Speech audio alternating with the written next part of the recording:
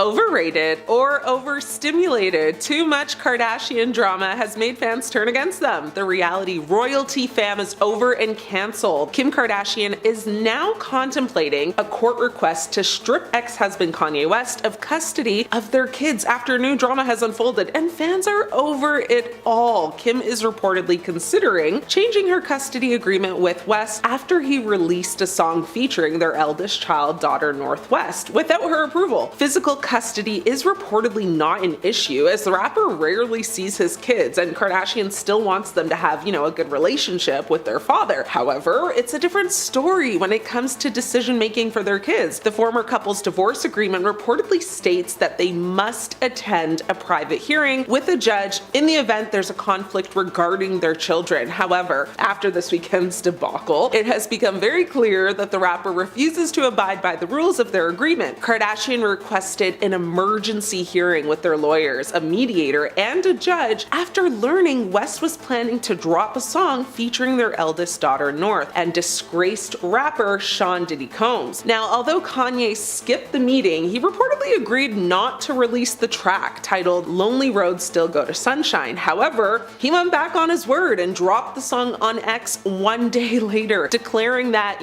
men make the final decision. The rapper also shared a heated text exchange between himself and Kardashian, who made it very clear she did not want their daughter involved with the jailed Bad Boys record mogul. Kanye seemed furious about Kardashian sending him a cease and desist letter and trademarking their daughter's name, despite it allegedly being a decision they made together. He allegedly texted his ex-wife in the now since deleted upload, of course. The text said, "I'm never speaking with you again." However, Kardashian claimed they had agreed to trademark all of their kids' names when they were born so that no one else would take them. She replied saying, "I asked you at the time if I can trademark her name. You said yes. When she's 18, it goes to her. So stop. I sent paperwork over so she wouldn't be in the Diddy song to protect her." Kanye asked her to amend the legal papers or risk going to war. He also threatened her, adding, "And neither of us will recover from the public fallout. You're going to have to unalive me." So dramatic, I can't. Soon after, he went on a very lengthy X-rant like usual, accusing the Kardashian mogul of restricting,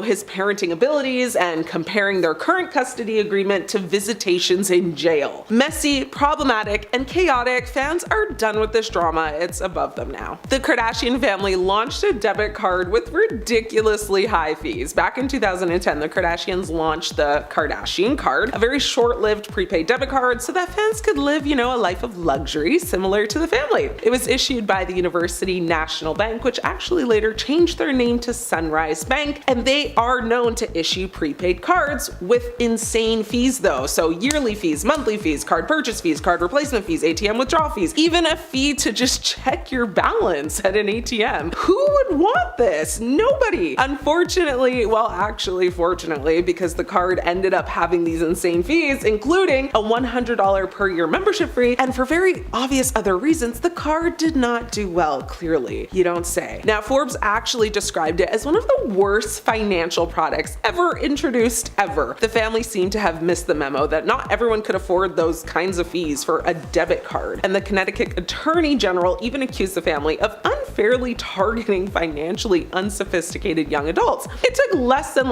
a month for the whole thing to get shut down, which would explain why it's likely you, me, everyone else has not heard of it till now. When Kendall denied allegations that her modeling career was handed to her in many interviews, it officially made people hate her and turn against the catwalker. There's no doubt that Kendall works hard as a model, but she raised some eyebrows when she shared conflicting statements about the origins of her modeling career. While Kendall said she did everything she was supposed to do to get her to her current position in the industry, there's no denying the fact that her family status played a very big role in propelling her to being, one of the most famous models in the world. In fact, elsewhere in an interview, Kendall explains that when she was 14, she presented a homemade modeling book to her mom, and then she did her, Kris Jenner momager thing and made it all just come to life. Jenner has, modeled for designers including Karl Lagerfeld, Fendi, Calvin Klein, Chanel, Chanel, so many others. In 2018, Forbes actually named her the highest paid model in the world. Kylie Jenner said she was self-made despite coming from a really wealthy and famous family. In 2019, Kylie Jenner was named the world's youngest self-made billionaire by Forbes, but a lot of fans had an issue with that title. Not only did the financials end up being a little off, but many people thought self-made wasn't an accurate title for Kylie, who grew up with immense wealth and privilege. Fans shared that it probably wouldn't have been possible for Kylie to start her business on her own if she had not had the platform her family had provided. Kylie later responded to critics explaining that her parents, cut her off at a young age, so she had no financial assistance in starting her own business, blah blah blah. Kylie told Paper Magazine, my parents told me I needed to make my own money, it's time to learn how to save and spend your own money, stuff like that. What I'm trying to say is, I did have a platform, but none of my money is inherited. Jenner has said that she credits her success to social media and her large following, kinda true. She has said that she was able to advertise her products directly to her fans with little marketing expense. And just like her big sis Kendall, she has faced immense backlash for several reasons. Some honorable mentions include, lying about her net worth and exaggerating her role in building her cosmetic company. She's also been accused of cultural appropriation, just like her sisters, and of course she's faced a lot of criticism for promoting very unrealistic beauty standards and using Photoshop and editing tools on literally all of her photos and videos. Kim losing her diamond earring might have been in the first 5 moments fans started turning against the family. You know this one well, at least you should. Kim's then boyfriend Kris Humphries tossed her into the ocean, and her $75,000 earring was a casualty. The force of the throw caused a diamond earring, which was a part of a larger necklace, to actually come off and fall into the ocean. Kim had a significant emotional reaction to the loss, full-blown breakdown, crying and expressing her distress over the missing earring. Kim and her sister Khloe frantically searched for the lost diamond, even joking about where it might be. The earring was never found, and the incident became a viral moment on Keeping Up with the Kardashians. Kim Kardashian's Aaliyah Halloween costume had her fans turning against her immediately. The costume specifically recreated the look from Aaliyah's Try Again music video, which included a custom bra top and J brand leather pants. Now, many criticized Kim's costume, arguing it was insensitive and disrespectful to Aaliyah, who was a black singer and a cultural icon. Now, the social media mogul issued an apology after many Twitter users at the time called her Aaliyah Halloween costume offensive, right? In October of 2017. Kim actually wrote on her website saying Aaliyah was such an amazing singer and she will forever be a music legend. I saw online that some people thought my costume was in poor taste, and I am truly sorry if that offended anyone. We don't see color in my home. We were paying homage to people and artists we love and respect. It's that simple. Kim's designer debacle. Kimmy sparked, a lot of irritation from fans when she posted a now deleted video showcasing free goods she received from Dolce & Gabbana to her Instagram stories back in January of 2019. Followers were outraged by the post, with many pointing out that the controversial brand has come under fire multiple times over the years, most notably for a 2015 interview with Italian magazine Panorama, in which designing duo Stefano Gabbana and Domenico Dolce referred to IVF babies as chemical offsprings and synthetic children. That's wild. And to note off of that, Kim actually became pregnant with her second child Saint through IVF, so yeah. Dolce later apologized for, his inappropriate words, but the damage was done. Now, footage from when Kim told women in business they needed to get their bleeping behind up and work has completely turned her fans off, permanently. It's 100% easier to be successful when you're a Kardashian, but that seemed to have slipped Kim's mind when she dished out some advice to working women. Despite the fact that Kim was born into a very wealthy, well-connected family, skyrocketed to fame thanks to TV and that tape we won't talk about, she explained that she thought the problem with people in business was that no one wanted to work. Kim told Variety, "Get your bleeping behind up and work. It seems like nobody wants to work these days. You have to surround yourself with people that want to work and have a good work environment where everyone loves what they do." And while that is true, yes, you do have to work hard to reap benefits. It's definitely not as simple as that for people who aren't born into wealth and fame. Kim faced backlash from viewers, called her out for ignoring her upbringing's role in her success, and how many people do work hard but aren't even financially compensated for it. Now, despite this footage being a couple years old now, it still is being talked about today. I'm talking about it right now. It's still messy and people are still mad. Back in 2014 to 2016, Kris really did have to work to prevent some photos from leaking. The unexpected part part was that they were her own private images because someone had hacked her iCloud. Christina, aka the woman that hacked the iCloud, was indicted by a grand jury in 2016. Not only did she hack the cloud, she also sent some pretty messed up texts to Kris and co, assistant, then husband, and other family members. She also, I guess, sent texts pretending to be Kris to Kris's kids and partner. She claimed that she put tracking devices on their cars and would message people that Kris had serious diseases, but it goes even further. The hacker also impersonated the famous matriarch over the phone, allegedly even occasionally calling the authorities with fake emergencies or swatting the family. Swatting referring to calling in fake emergencies that are serious enough to have someone's home checked out by SWAT teams. Just overall being an absolute headache and causing a lot of heartache. Then of course there were the accusations regarding social media, because if the hacker got into the iCloud, it really would only be a matter of time before social media sites like Instagram would be compromised. Allegedly, the hacker posted demeaning things about Kris's family as Kris, even going so far as to post phone numbers. And for a family as famous as this, that really is a big problem. Plus, no one wants their mom roasting them on the internet. It was also revealed that the stalker somehow got access to Kourtney's AOL account, so that means she didn't just get the username and password, but answers to the security questions too. The hacker did allegedly get access to the famous sister's emails. It actually ended up happening again with someone else in the family, however, the persecutors were reluctant to share their name. Per E-Online, the stalker was indicted for 6 counts of stalking, 4 counts of computer hacking, 1 count of extortion by threat, and 4 counts of aggravated identity theft related to the computer hacking offenses. Just like a laundry list of bad things. This isn't even the first time that Kris Jenner has been hacked, and I almost wonder if Christina was helped by a previous incident. Back in 2013, Kris Jenner and Kim Kardashian's contact information was leaked by hackers and posted to a website which is like a bunch of other celebrities' personal data. Just a few years ago, an unauthorized photo of Khloe Kardashian was accidentally shared, leading to the famous family doing everything they could to scrub it from the internet. Here's the thing, the photo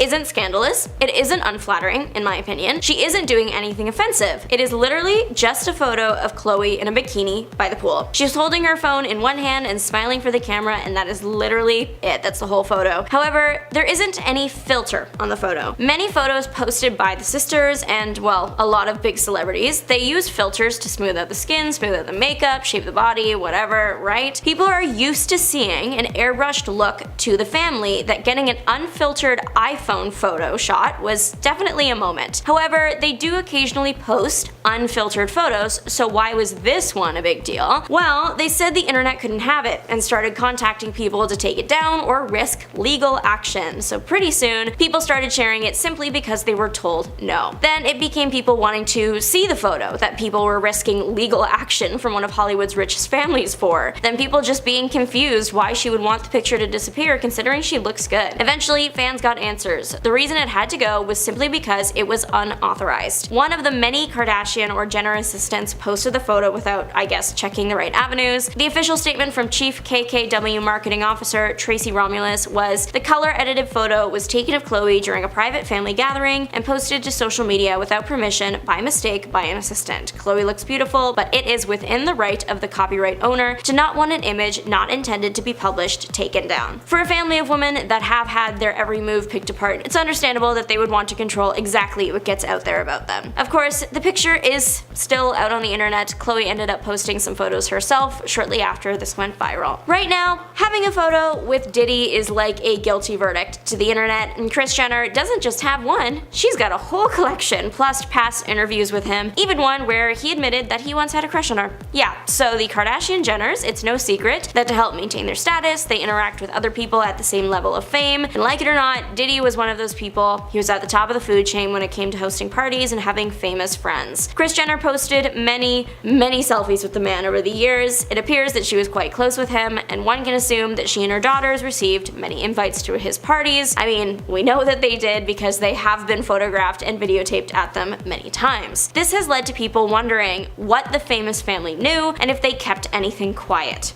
Khloe once spoke about her experience at a Diddy party in a 2014 episode of the reality show. She made claims that many of the attendees were unclothed, and then previously in the episode she had been talking about all the big names that she saw there, and now of course people are wondering if she was at just like a regular Diddy party or the type that he is now in jail for. But back to Kris Jenner, because there is an absolutely wild story circulating online right now regarding the matriarch. One woman that is claimed to be a Diddy victim has shared a troubling story involving not just the disgraced rapper, but also Kris Jenner and Jennifer Lopez. Adria English joined the Lionel B Show podcast to share a story from someone she knew that was allegedly a Diddy victim. She claims that her homegirl was harmed in a ritual to conjure up demons, that J-Lo was damaging her skin using glass, and that Kris Jenner watched. English claims that in order for the girl to escape, she had to pierce Kris's shoulder with the glass. English says that if you look back at past interviews, Kris says that she'd once been pierced. Different word, but hopefully you get it. Unfortunately, I have not been able to find anything that indicated that Kardashian has ever been involved in an incident like that. She doesn't appear to have a scar on either of her shoulders either, and she's worn a lot of clothes that's shown off her shoulders and collarbone. The interview has gathered about 710,000 views on YouTube, with a comment section overwhelmingly in favor of English. Again, I couldn't find anything to support her claims, but Diddy's trial is coming up very soon, so maybe we will get answers then. In an early season of Keeping Up with the Kardashians, you might have seen Kim and Kourtney pretty upset over some photos nearly being leaked to the press. Well, fan speculation and fact go hand in hand. Kim K's first husband seemingly wasn't the nicest guy. There are court documents that accuse the man of being physically and mentally rough with the reality TV star. Of course, this was like before the show, so we never actually saw any of that on camera, but the description of the alleged events are hard to read. Anyways, they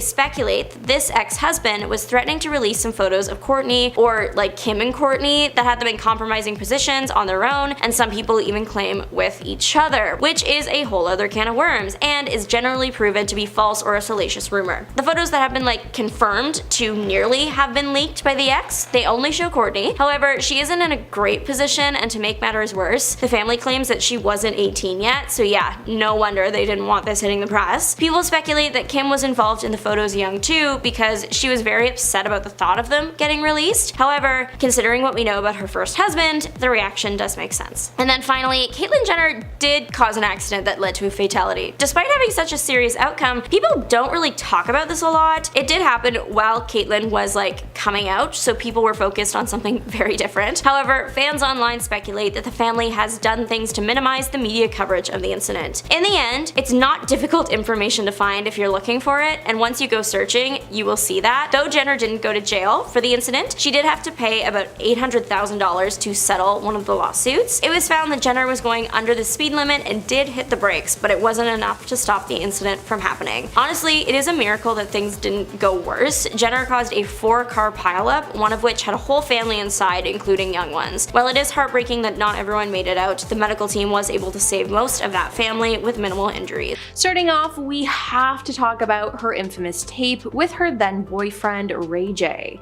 Now, the tape was leaked in 2007 and it thrusted Kim into the spotlight, but for all the wrong reasons. Now, Kim sued Vivid Entertainment for ownership of the tape, and in late April 2007, Kim dropped the suit and settled for $5 million. Now, many people judged her for this, and in 2022 there were actually rumors that there was a second part of the tape that was going to get leaked.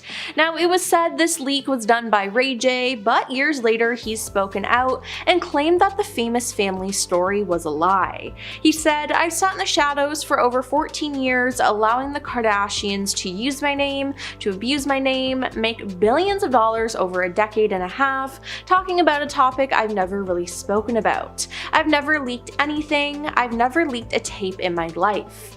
Now, he claims that Kim and Kris negotiated the release of the tape in the early 2000s. Kris apparently watched 3 different Ray J and Kim tapes and chose to leak the one that gave her daughter a better look, which is honestly just so gross. Now, since then, Kris has denied being a part of the leak, but it really wouldn't surprise me if she actually was. Then there was the time in 2024 where she offended a lot of people with what she wore to a wedding. In July, Kim and her sister Khloe attended the lavish wedding of billionaire heir Anant Ambani and his fiancée in India. The sisters looked stunning at the traditional wedding, but for one of the events, Kim wore red, which is considered by some to break the Hindu wedding etiquette. Now, the color red is generally reserved for the bride, and it's often frowned upon for guests to wear red. It's practically like if you wore white to someone else's wedding in the Western world. It's a big no-no. Now, after sharing photos of her outfit on Instagram, Kim faced backlash from her followers who thought it was an inappropriate outfit choice and called out her lack of respect. Now, Kim chose not to respond to the comments, but fans were disappointed that she didn't research the culture beforehand to know what was acceptable.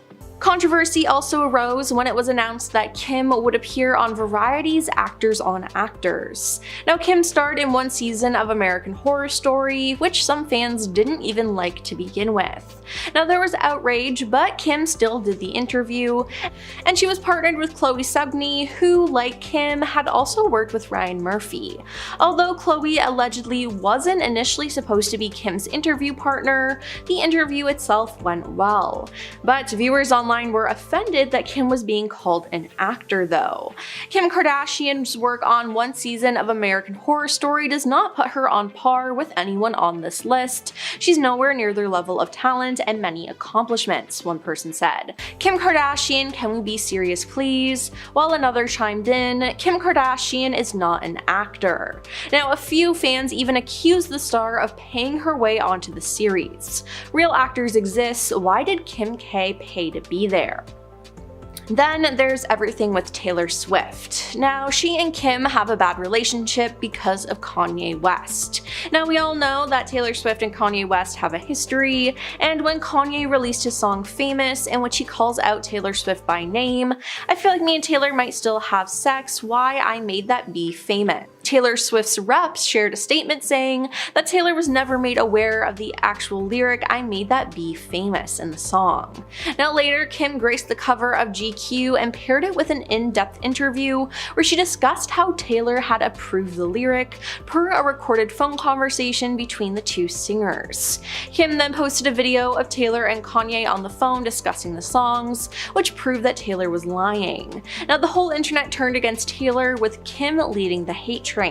But in 2020, the full phone call between Kanye and Taylor was leaked, proving Taylor was telling the truth and that Kim lied and edited the phone call conversation to make it look like Taylor was in the wrong. At the 2022 Met Gala, Kim Kardashian arrived in the iconic "Happy Birthday, Mr. President" Marilyn Monroe dress. She was granted special access to wear this as it is kept in a museum, but most of the general public didn't like this and thought that the dress should have been left alone. Besides that, Kim revealed that she had to lose 16 pounds in 3 weeks in order to fit into the gown.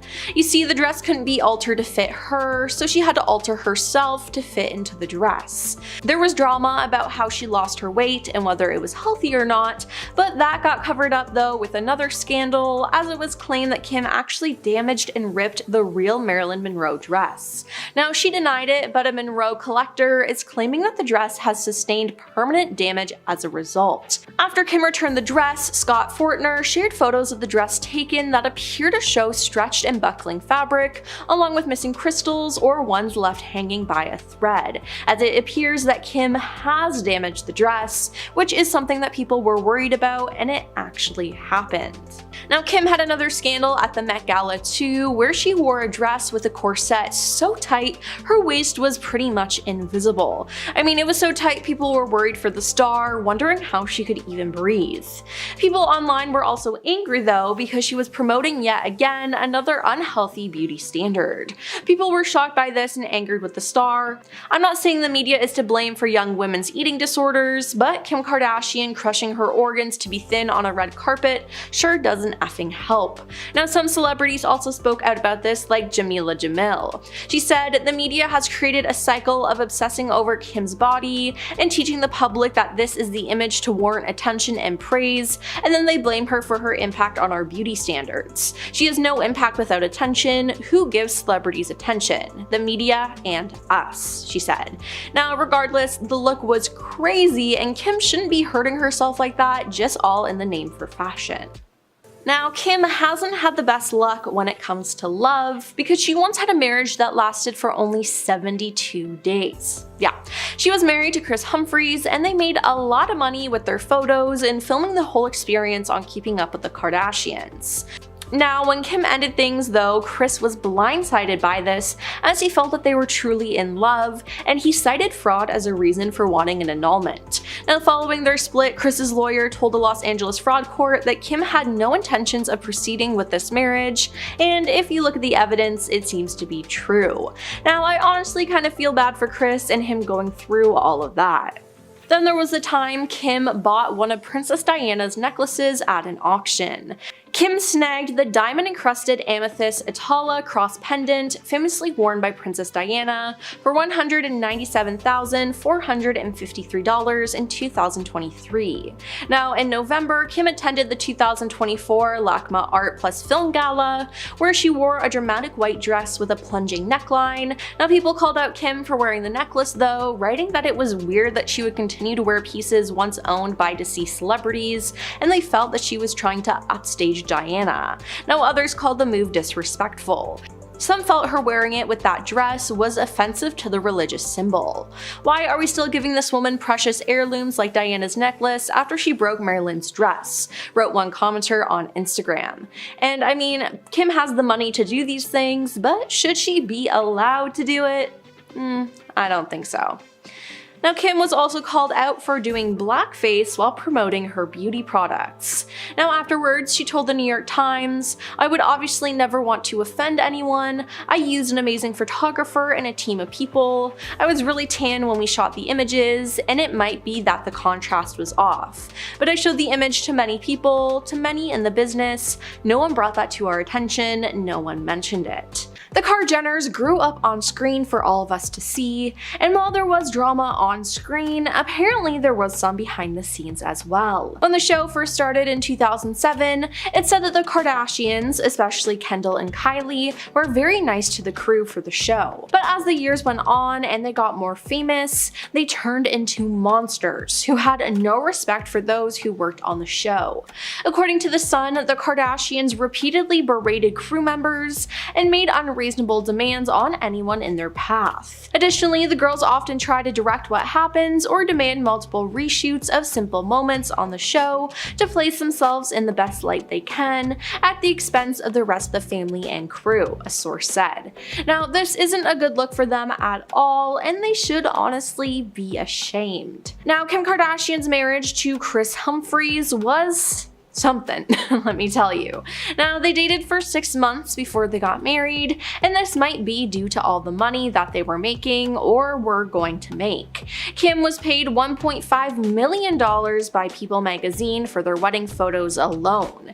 They also got $300,000 for their engagement announcement, and then was given even more for both her bridal shower and honeymoon pictures. Not to mention, the pair got a bonus check from airing their wedding on Keeping Up. But things went downhill after that though, as just 72 days later, Kim filed for divorce from Kris. Yep, the marriage only lasted 72 days, which is honestly just embarrassing.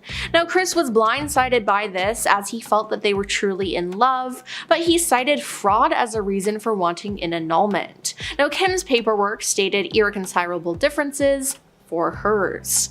Now, following their split, Kris's lawyer told a Los Angeles fraud court that Kim had no intentions of proceeding with this marriage. Jonathan Jackson, who worked with Kim between 2007 and 2009, said the pair's union was a publicity stunt. Speaking on Good Day LA back in 2011, Jackson said, 2 weeks prior to her wedding, she knew it was not something she wanted to do. Unfortunately, they were obligated to honor contracts with E!, the network which had TV rights, otherwise they would have owed a lot of people a lot of money.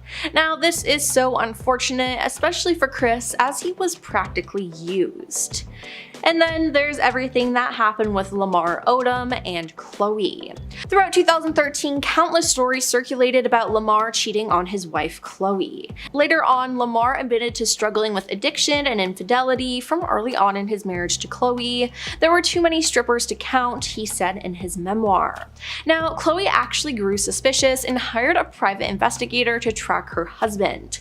And while all this was going on, the couple put on a happy front on Keeping Up with the Kardashians and their own spin-off show, Khloe and Lamar. Now, in 2013, an insider claimed Khloe had not only photographic proof that Lamar cheated on her with at least 5 different women, but had copies of text messages between Lamar and the other women. She is a very smart woman and knew she had to get the proof because of the infidelity clause in their prenup, the source said.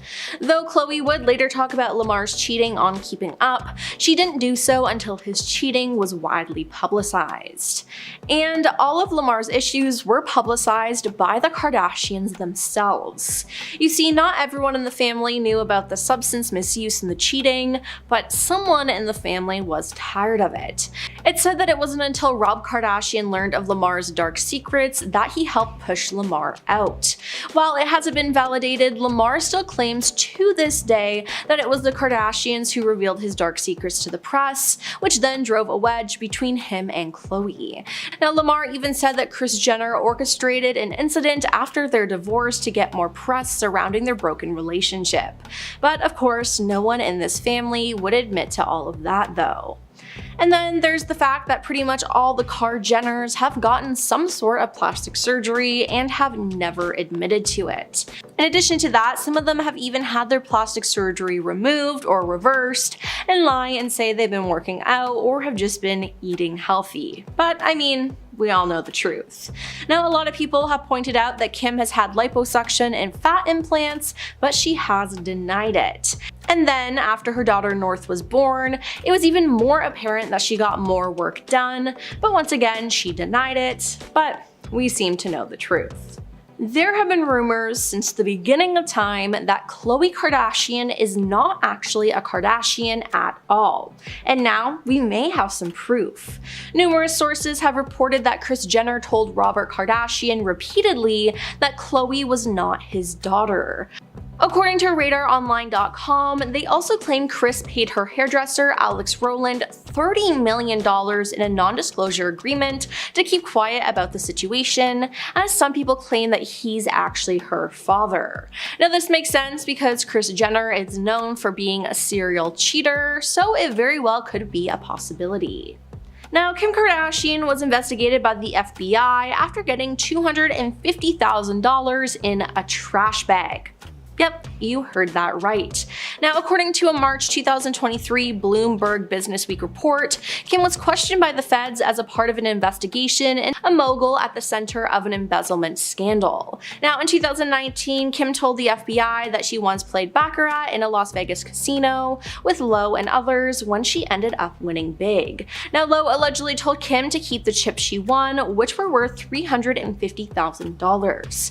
Now, Kim told the FBI when she went to the casino counter to cash out, she was handed $250,000 in a trash bag full of 100 bills. Now, she put the trash bag full of cash in her carry-on bag and boarded a Southwest Airlines flight back to Los Angeles, the FBI agents wrote. Now, on a later trip to Vegas, Kim collected the remaining $100,000, again in a trash bag full of cash, which is honestly just weird. Now, Kim Kardashian has been accused of mistreating her workers by not paying them, which is messed up. In May 2021, Kim was sued by 7 workers accusing her of wage theft, retaliation, and more. The complaint alleged that cleaning and maintenance workers at her Santa Monica home weren't paid for all the hours they worked, didn't get overtime pay, weren't given required meal and rest breaks, and didn't get any pay stubs or documents related to employment. Kim has largely tried to deflect the blame by saying this was the fault of a company she hired to manage the workers. Now, the case, which was ongoing, has been pushed under the rug by the family, who never addressed the scandal themselves. And apparently, a lot of Keeping Up with the Kardashians was fake. fake. Now, Kris Humphries spoke out about this after his short-lived marriage to Kim.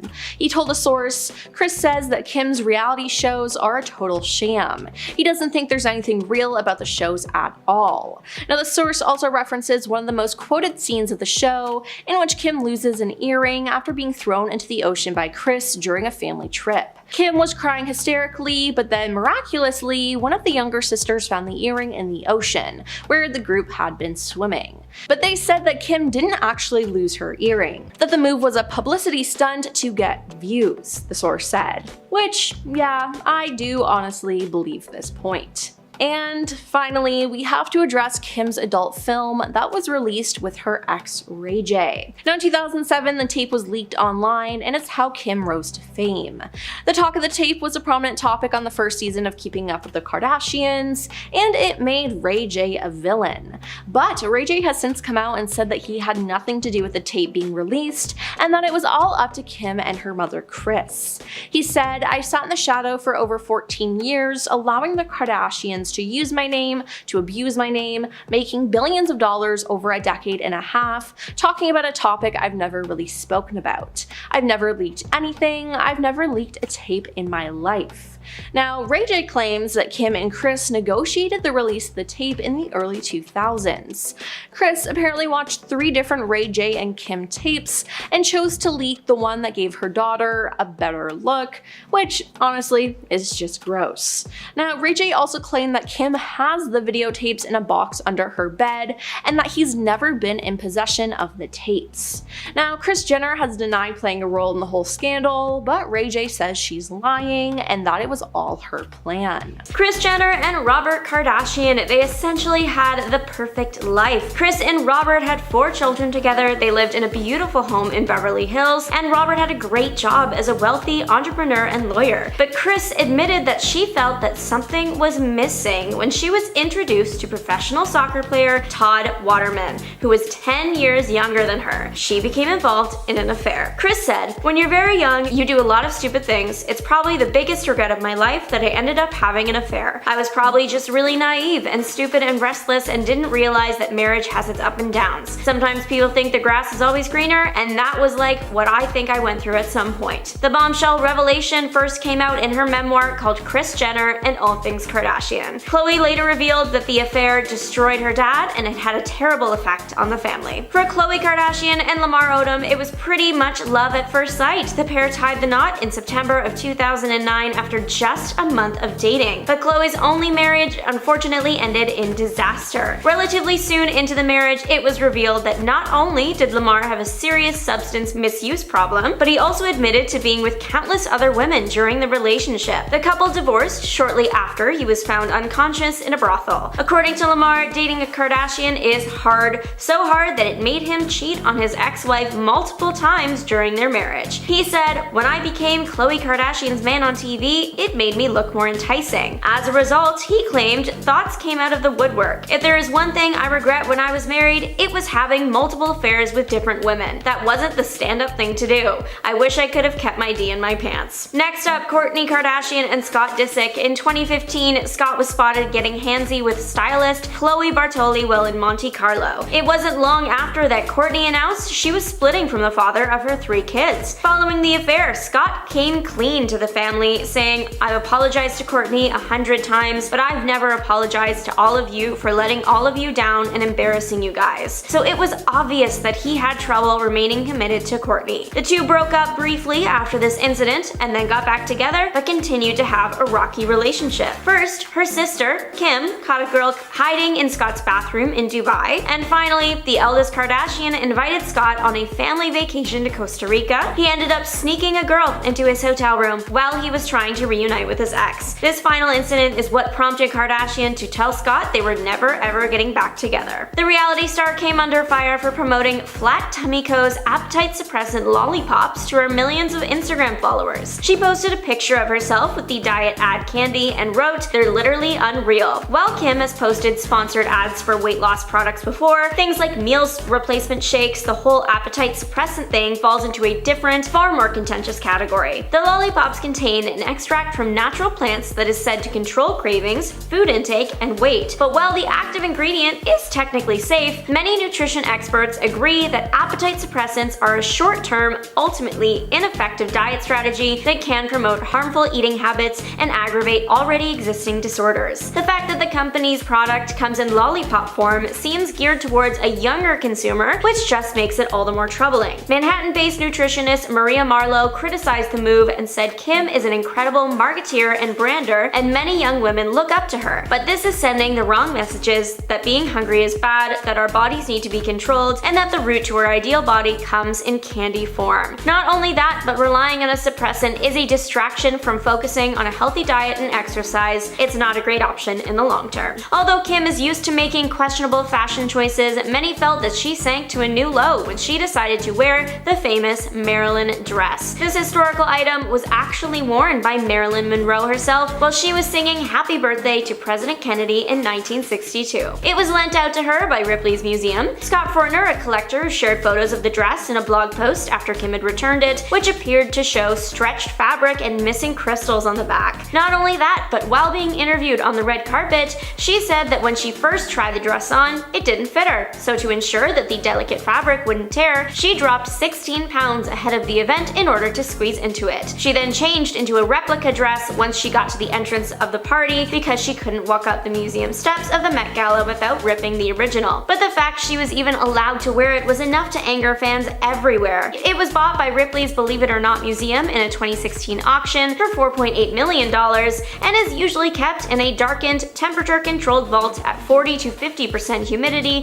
to preserve the delicate fabric. So of course, people were fuming that Kim permanently damaged the dress, especially because when you consider the design of it, the fabric is literally irreparable. Kim's union with NBA player Kris Humphries has gone down in history as one of the shortest in Hollywood. This has led to some fans to question whether it was made for TV, specifically after the two-part E! special called Kim's Fairy Tale Wedding. The Los Angeles Times even reported that Kim had only married him to increase ratings on the show. But in 2017, the reality star admitted to Andy Cohen that she knew the marriage was doomed from the beginning. It turns out that she only rushed into it because of the pressure of turning 30. There were also signs that their marriage was going to end quickly. A few days before Kim divorced Kris on day 68, the couple were spotted arguing in their car while they were out on a dinner date in Hollywood. They were photographed heading back to Kim's car, and you could visibly see the tension in the air. Kris looked fed up, and Kim was giving him the death stare while yelling and waving her hand. This very public fight was indicative that the relationship was on the rocks. In the divorce, Kris asked for $7 million of a settlement. Otherwise, he threatened to make Kim go through an ugly public trial. But he ended up walking away with literally nothing. In 2018, photos of Tristan having an affair surfaced online while he was dating Khloe. To make matters worse, she was 9 months pregnant at the time. Not long after, TMZ came out with video footage dating back to October of 2017 that showed the NBA player kissing two other random women at a club. Despite the fact that there was now hard evidence of Tristan cheating on Khloe, without really attempting to hide it, they decided to stay together for the birth of their child. But things did not stay smooth forever. In 2019, reports surfaced that Tristan had cheated on Khloe once again, this time with none other than Jordan Woods, who was a close friend of the family, seeing that she was Kylie Jenner's best friend and roommate. Anonymous party attendees told TMZ that the pair were all over each other and made out several times throughout the night. The explosive incident almost broke up the family entirely, and as a result, multiple relationships were ruined. Last September, Kris Jenner went on The Late Late Show with James Corden, where she was strapped to a lie detector and interviewed about the infamous tape that was released in 2007 of Kim Kardashian and Ray J. Kris denied the year-long speculation that she was involved in its production. Once the results came back, it seemed as though she was telling the truth. Of course, Kim kept up with this narrative too, but neither of them had expected Ray J to respond to the interview. He appeared on Instagram Live with a full presentation to prove that she was lying. He showed screenshots of text messages that Kanye West had sent him asking for the original tapes because he wanted to give them back to Kim. In response, Ray J said,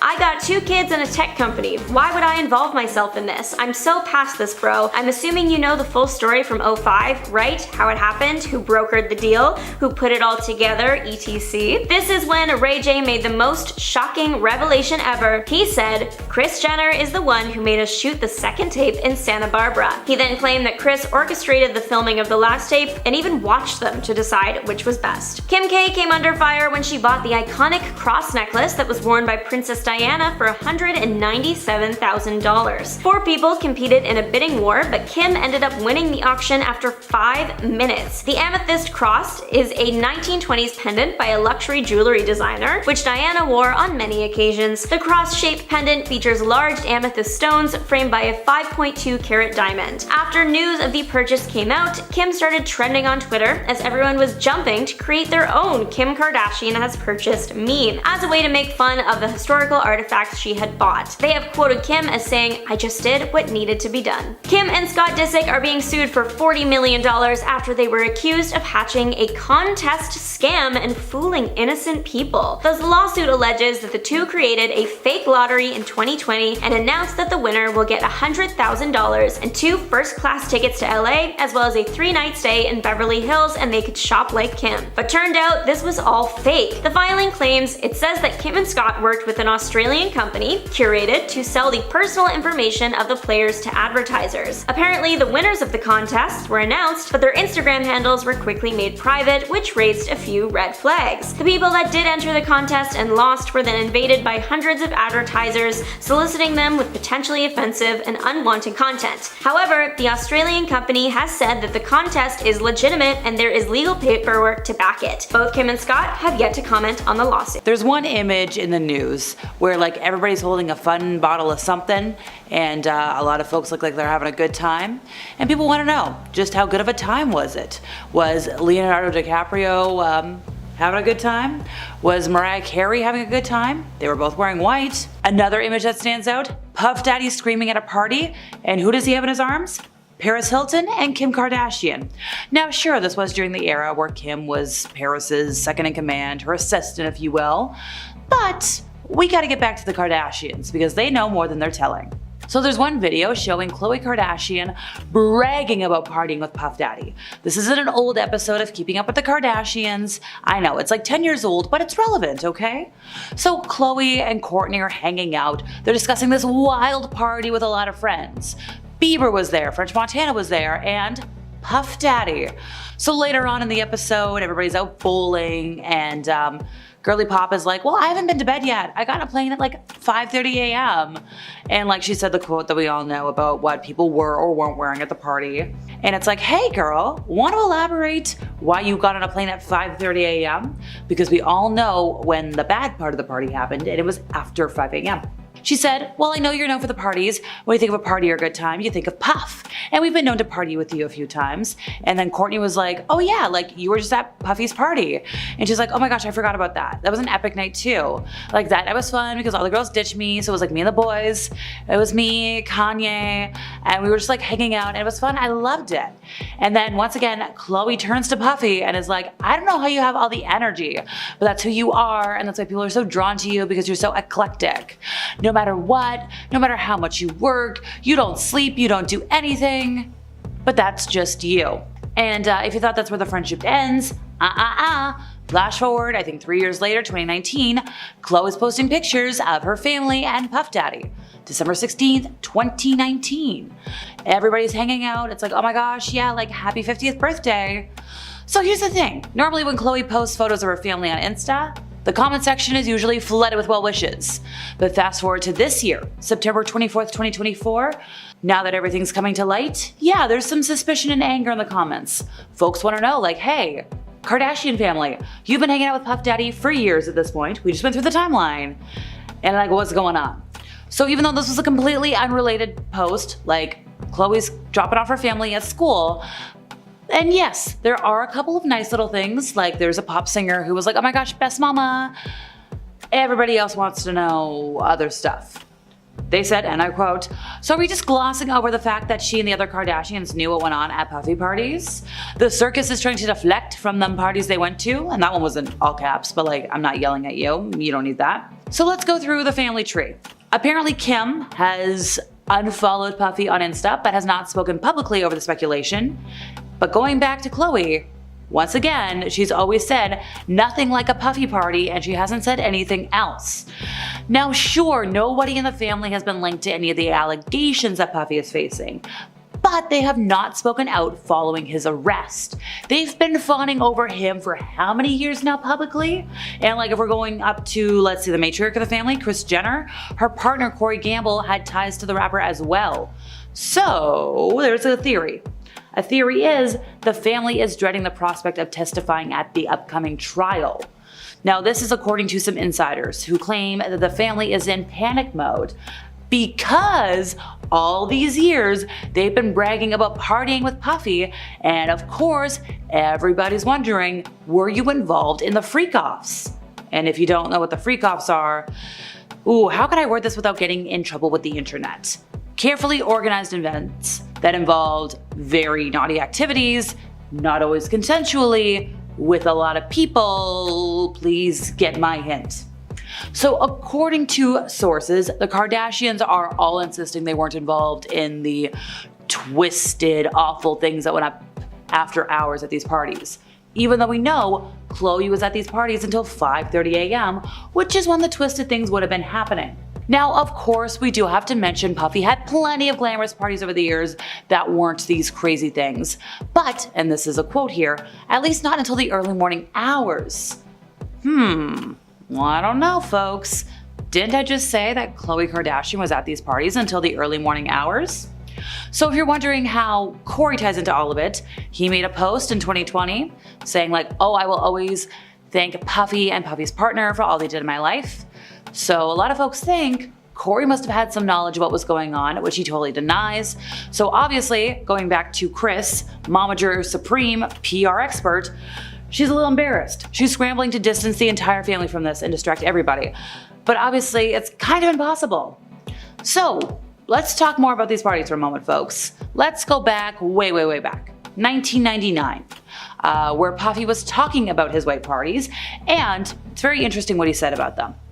At the time, 1999 folks, they don't want me to party anymore, but we're not gonna stop. We will continue to have fun, to unite people from all walks of life. And he said, you will hear about my parties. Folks, this is almost 30 years ago. They're going to shut them down. Maybe they're going to arrest me. They're going to do all kinds of crazy things just because we want to have a good time. Whenever you bring a different element into people's environments, things that broaden people's horizons, people get intimidated. It's a lot of people out there that feel intimidated by it. Okay, well, I don't know, sir. We have different ideas on this. He also joked about his tactics for keeping women from ditching his get-togethers, and he did this on television, folks. This was on Late Night with Conan O'Brien in 2002. So Conan was like, hey, how do you throw a great party? Because by then, Puffy was already known for his parties. He said woman. Beautiful woman, of course. Beautiful men for the ladies, of course. You need some water. I don't know if guys have noticed this, but a lot of ladies drink water at the parties, so if you don't have what they need, they're gonna leave. And then he said something very interesting. Gotta keep them there. Need locks on the doors. Now, Conan O'Brien was like, that sounds kind of dangerous. Puffy tried to play it off. He's like, no, it's all in fun. Well, he didn't say that word. He said a word that starts with a K that I can't say. But like, nope, that does not sound like a great human rights situation.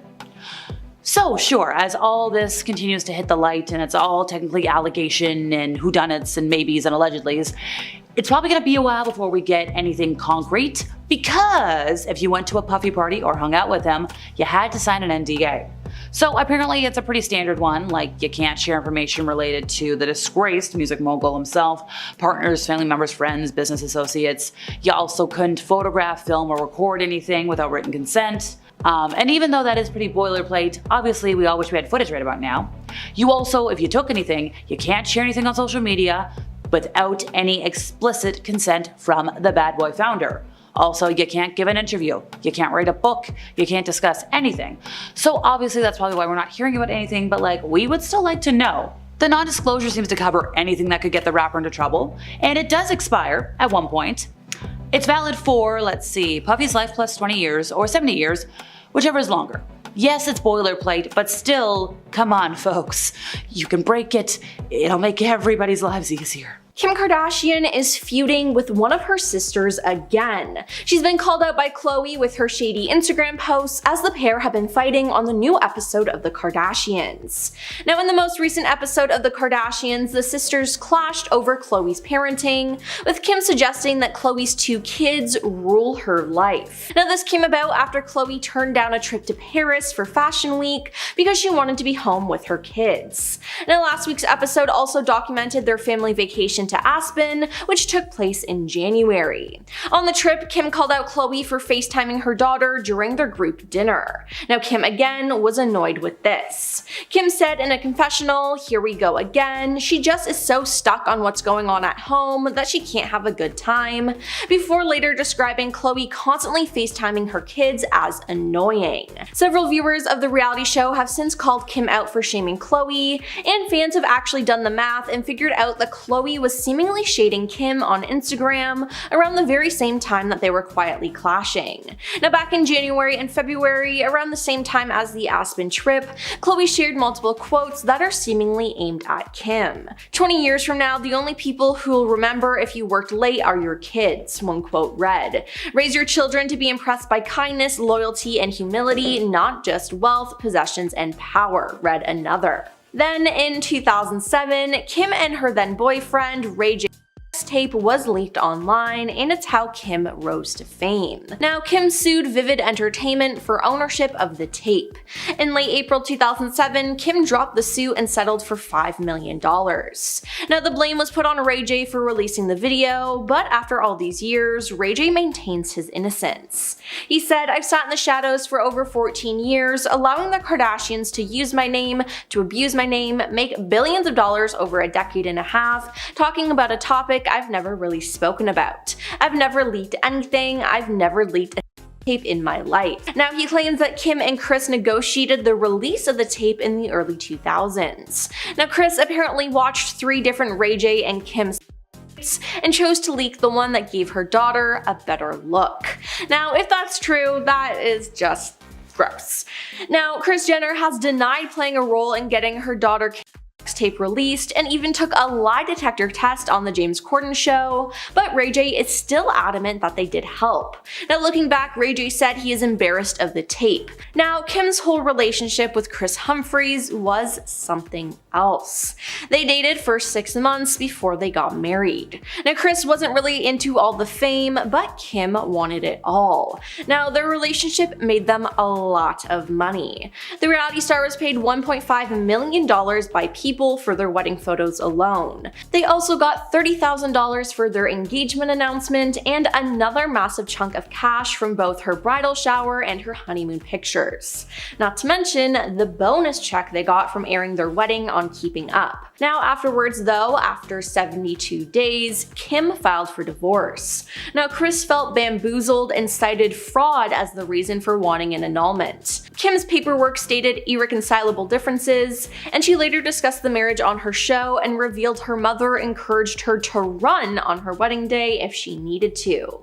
Now, following their split, Kris's lawyer told the Los Angeles fraud court that Kim had no intention of proceeding with this marriage. It was basically a tactic for the benefit of her show and to make money. But Jonathan Jackson, who worked with the reality star between 2007 and 2009, said that the pair's union was a publicity stunt. Speaking on Good Day LA back in 2011, Jackson said, 2 weeks prior to her wedding, she knew it was not something she wanted to do. Unfortunately, they were obligated to honor contracts with the E! Network, which had TV rights. Otherwise, they would have owed a lot of people a lot of money. Now, after their divorce and sketchy relationship, Kris exposed some of Kim's secrets. Back in 2013, Kris revealed that the proposal for the show was not a surprise and that Kim was aware of it, so the scene where she seemed moved and surprised in is super fake. In fact, Kris went further to say that they had to reshoot the proposal because Kim didn't like her reaction. Kim told Kris how, where, and when to propose.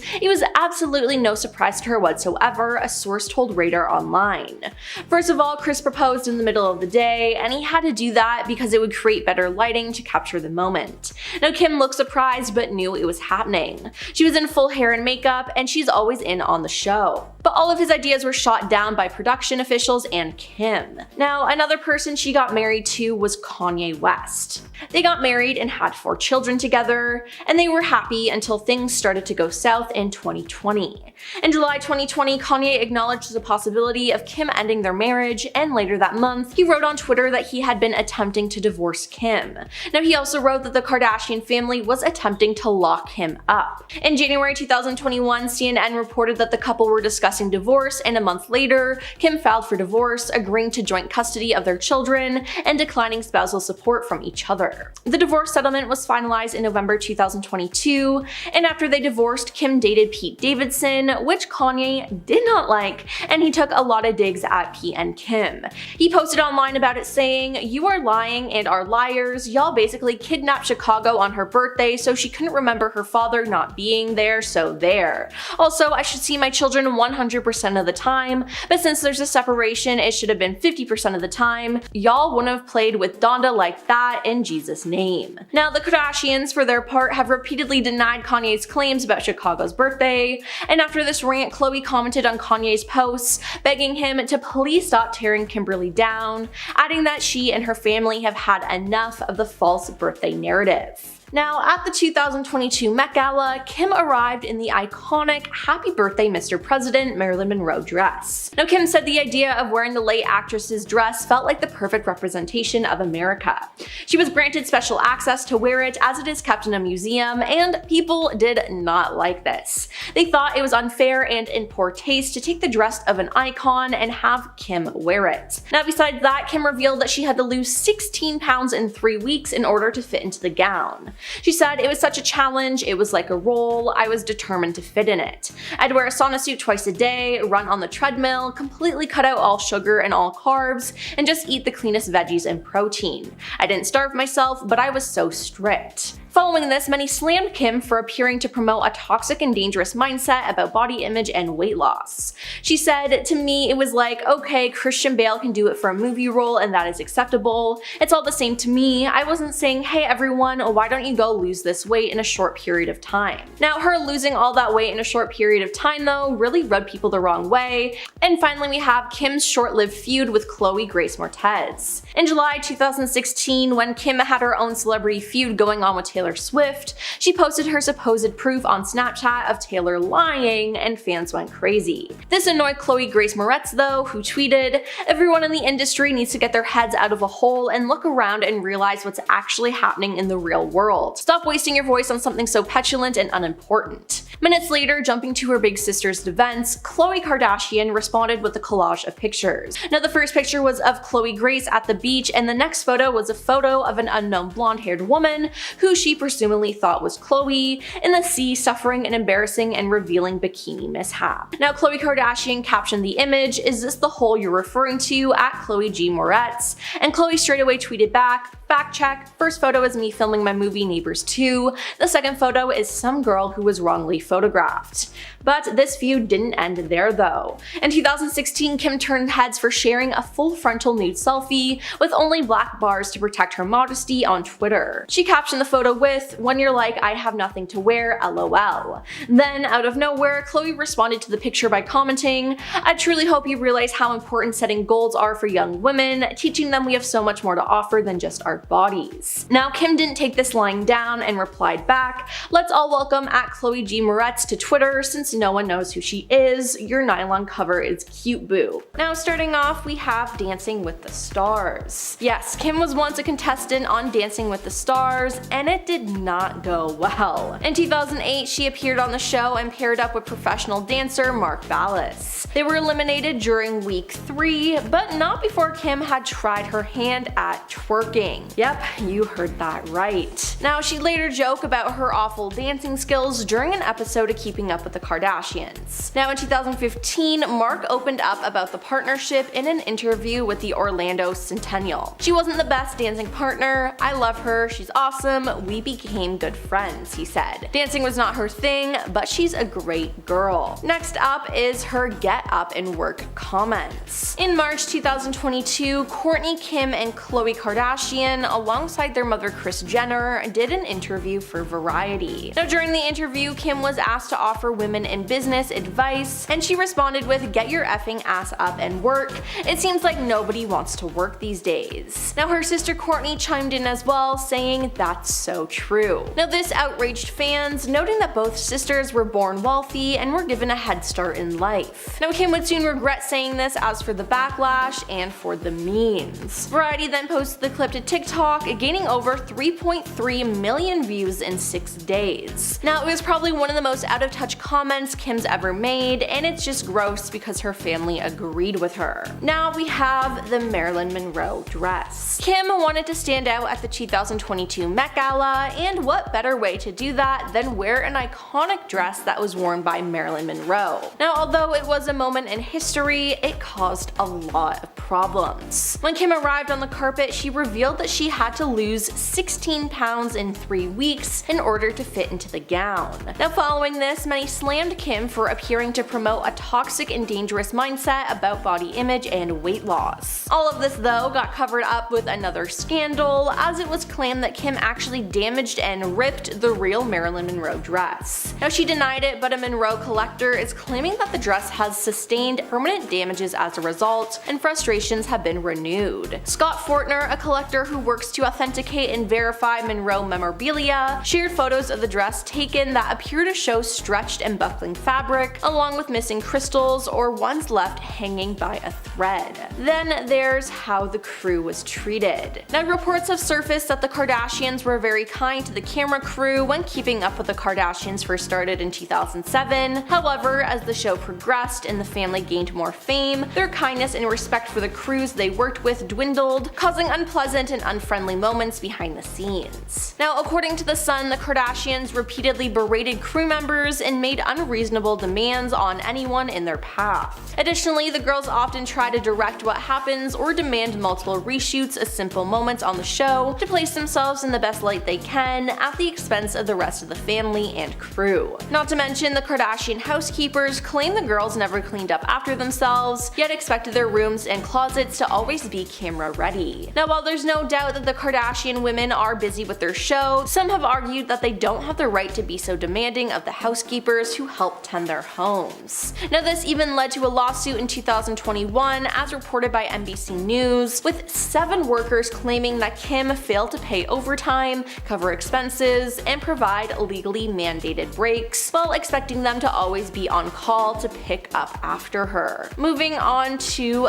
getting booed. Kim Kardashian appeared at Tom Brady's roast. Now the roast, which aired live on Netflix, is now missing some notable footage from when Kim first took the spotlight. Live viewers couldn't miss the crowd's boos after host Kevin Hart introduced her, but in the version currently available on Netflix, Kim is greeted exclusively by applause. Now as Kim makes her way to the stage, the audience's only audible reaction is applause, as it was in the original broadcast. "Thank you so much, Kevin," she says in this edited version, as she then makes a joke about his height. But that's not what happened in real life. In the live broadcast, when Kim made an earlier attempt to deliver that first joke, it was interrupted by significant booing from the crowd following the initial applause. Now after saying, "I know a lot of people make fun of your height," she looked away from the teleprompter with irritation. All right, she said. Now on Netflix, the roast includes a message that says, edited from a previous live stream, but people who saw the stream live know what happened and were already talking about it online, as it wasn't a secret. Now we have her music career. Back in 2010, Kim decided to try out a career in the music industry. In 2011, she dropped her debut music video, Jam Turn It Up, but the music career of Kim was very short-lived, and it was the first and last song that she sang. Now Kim had worked on the track with some very talented people, and had revealed that a portion of the proceeds from the song's sale would be donated to St. Jude's Children's Research Hospital. However, the song did not turn out to be very successful. The New York Daily News had called Kim the worst singer in the reality TV universe. Kim never sang again, except for her mom Kris Jenner's birthday celebration music video in the year 2015. Now, according to Rolling Stone, Kim had revealed on an episode of Watch What Happens Live that she regrets singing the track. The reality TV star revealed on the show that making Jam Turn It Up was a memorable experience and allowed her to raise money for cancer, but that she considered the track to be her biggest mistake. Now, she further said that she does not like it when people do things they are not good at, and for herself, she thinks that she does not have a good voice to be a singer, therefore she should not have sung the track. I mean, it appears that it was for a good cause, but still, Kim did horrible, but at least she can acknowledge that. Now let's talk about her acting debut.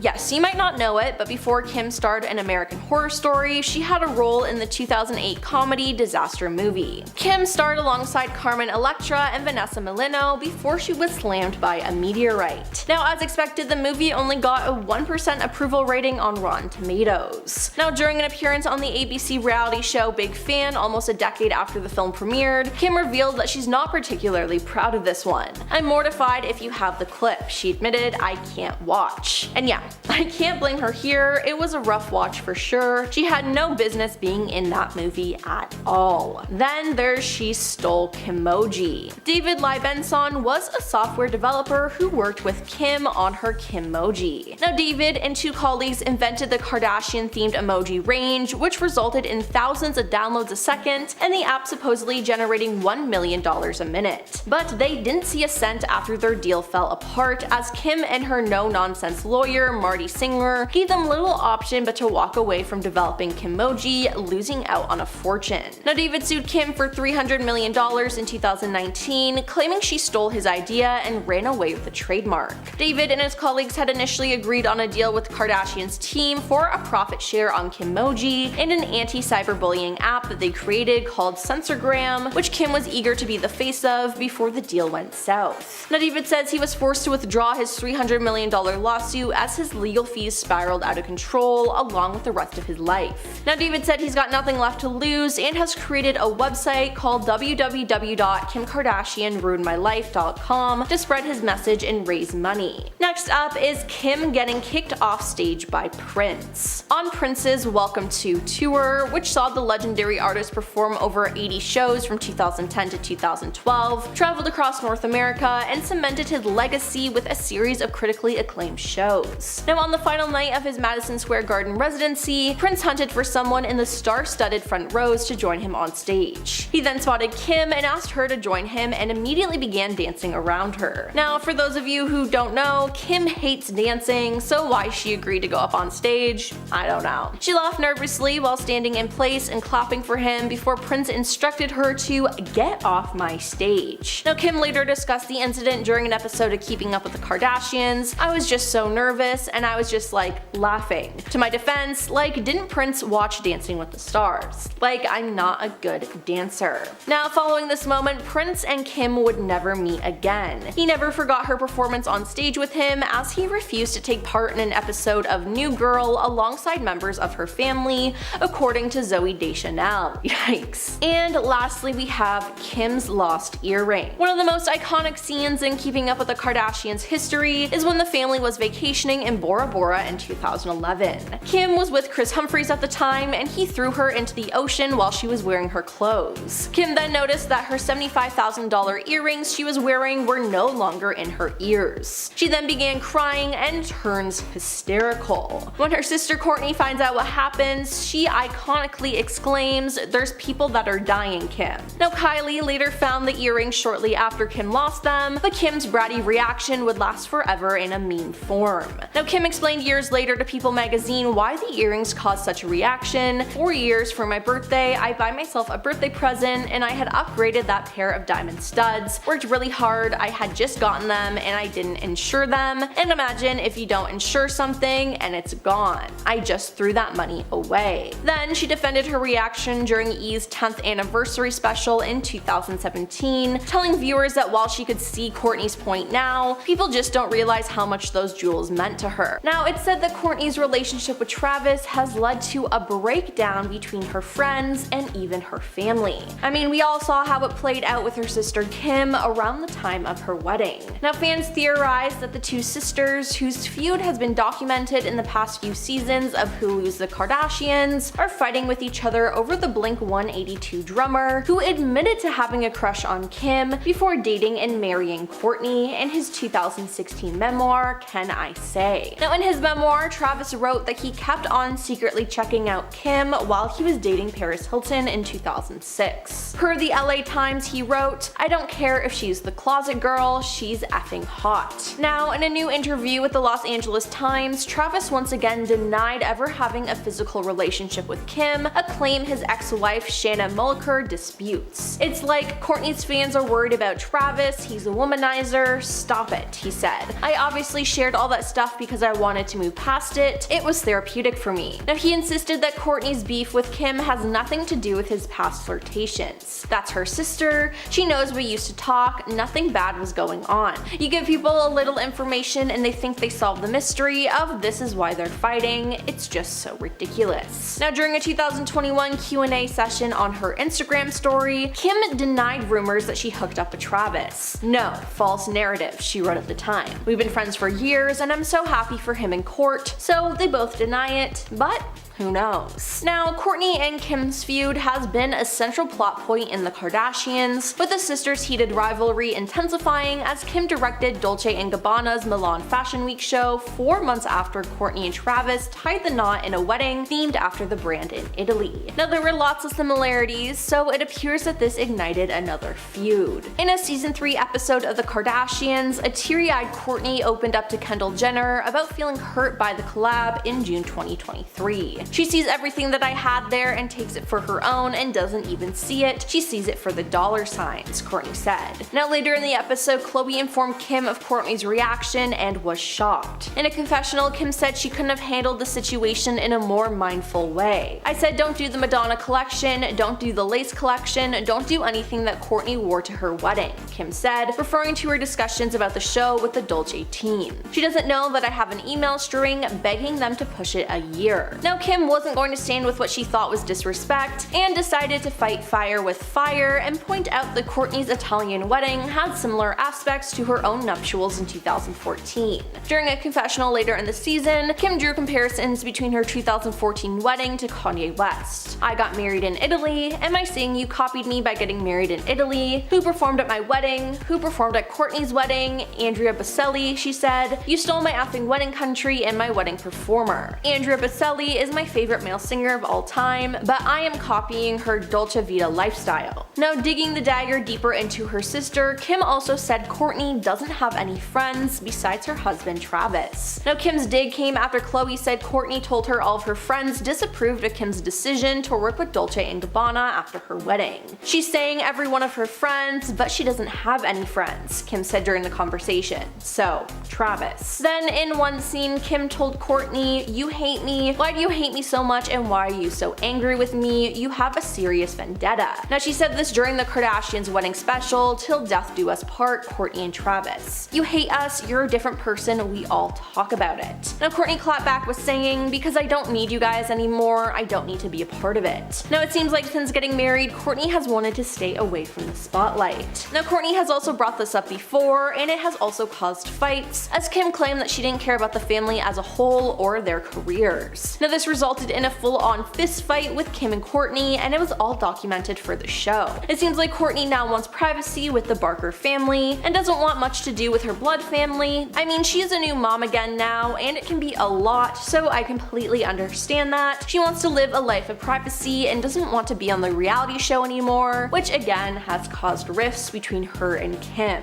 Now Travis and Kourtney started dating in 2021 and quickly bombarded fans with their very public relationship before tying the knot the following year. The pair documented their journey on the Kardashians with their attempts to have a child. Now it worked, and they welcomed their son Rocky in November 2023, 8 years after Kourtney called it quits for good with Scott Disick, with whom she has 3 children with. Now Kourtney had a complicated relationship with Scott as they got together in 2006 and broke up multiple times. Now Scott was known for cheating on Kourtney, and he really struggled with his sobriety. Now they officially called it quits in 2015, but Scott was was still around the family. Scott continued to be featured on the show as they navigated co-parenting, and the father of 3 remained close to Kourtney's family. But when the show rebranded to The Kardashians and jumped ship to Hulu in 2022, Kourtney's relationship with Travis was in full force, and Scott revealed that he was no longer as close to his ex, admitting it had been a huge adjustment losing her as a best friend. Now both Travis and Scott appeared on season 1, with Kourtney left furious that her ex feelings surrounding her engagement was a big storyline. Now Scott only made a cameo in season 2, and fans were mad. They wanted Scott back on the show, so it said he made a $2 million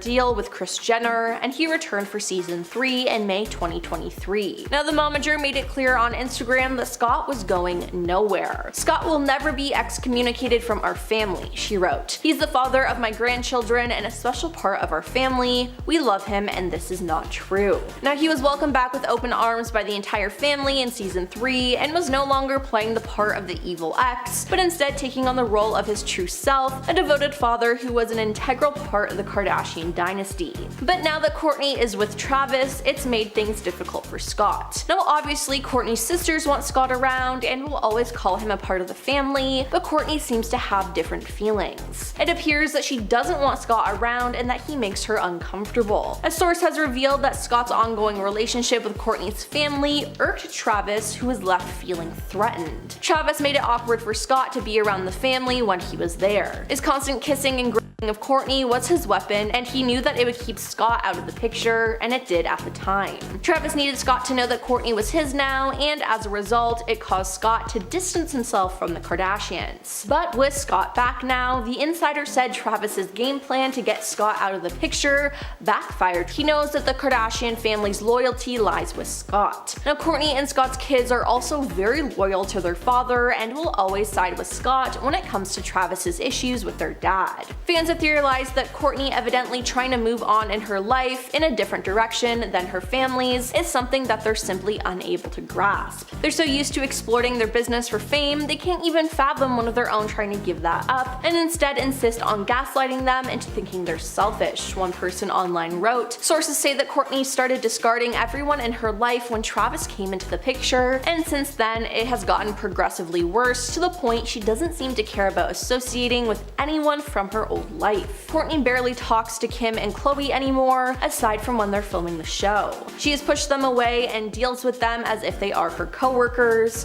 Things are very fake and forced when filming the show. Now luckily for Kourtney, she has her own family with Travis, and focusing on them while keeping her distance from the Kardashians seems to bring her the most peace. In fact, in one episode, Kourtney told Kim that she was at her happiest when far away from the Kardashians. "I have a happy life, and that happiness comes when I get the F away from you guys," she said. Now in another, she said she's felt more empowered to put distance between herself and the Kardashians since marrying Travis and cementing their own family unit. But it's also been said that Kourtney has also allegedly cut out her lifelong friends, including Melissa Kolker, Ali Rizzo, Stephanie Shepard, Brittany Gastineau, Kourtney Semmel, and Poosh employee Sarah Howard. Kourtney and those girls were like sisters their whole life, another insider noted. Now she barely responds to texts or calls. She posts photos with them all the time on her social media. The source went on to say many of them are still close with Scott too, who they all care deeply for. Scott has always been great to her friends. Now they added, but none of Kourtney's old friends are really friends with Travis and have had hardly any contact with Kourtney since she got together with him. Yikes. Now hopefully they'll be able to make up in the future and move on with their lives, but it seems like there's been nothing but drama since Kourtney got together with Travis. First up, Kanye West. Kim and Kanye were one of the most hated couples during the almost 7 years that they were together. They took their relationship public in the spring of 2012, and after that it was just mayhem. Kanye, who had been pursuing her for some time, name-dropped his future partner in his 2012 single,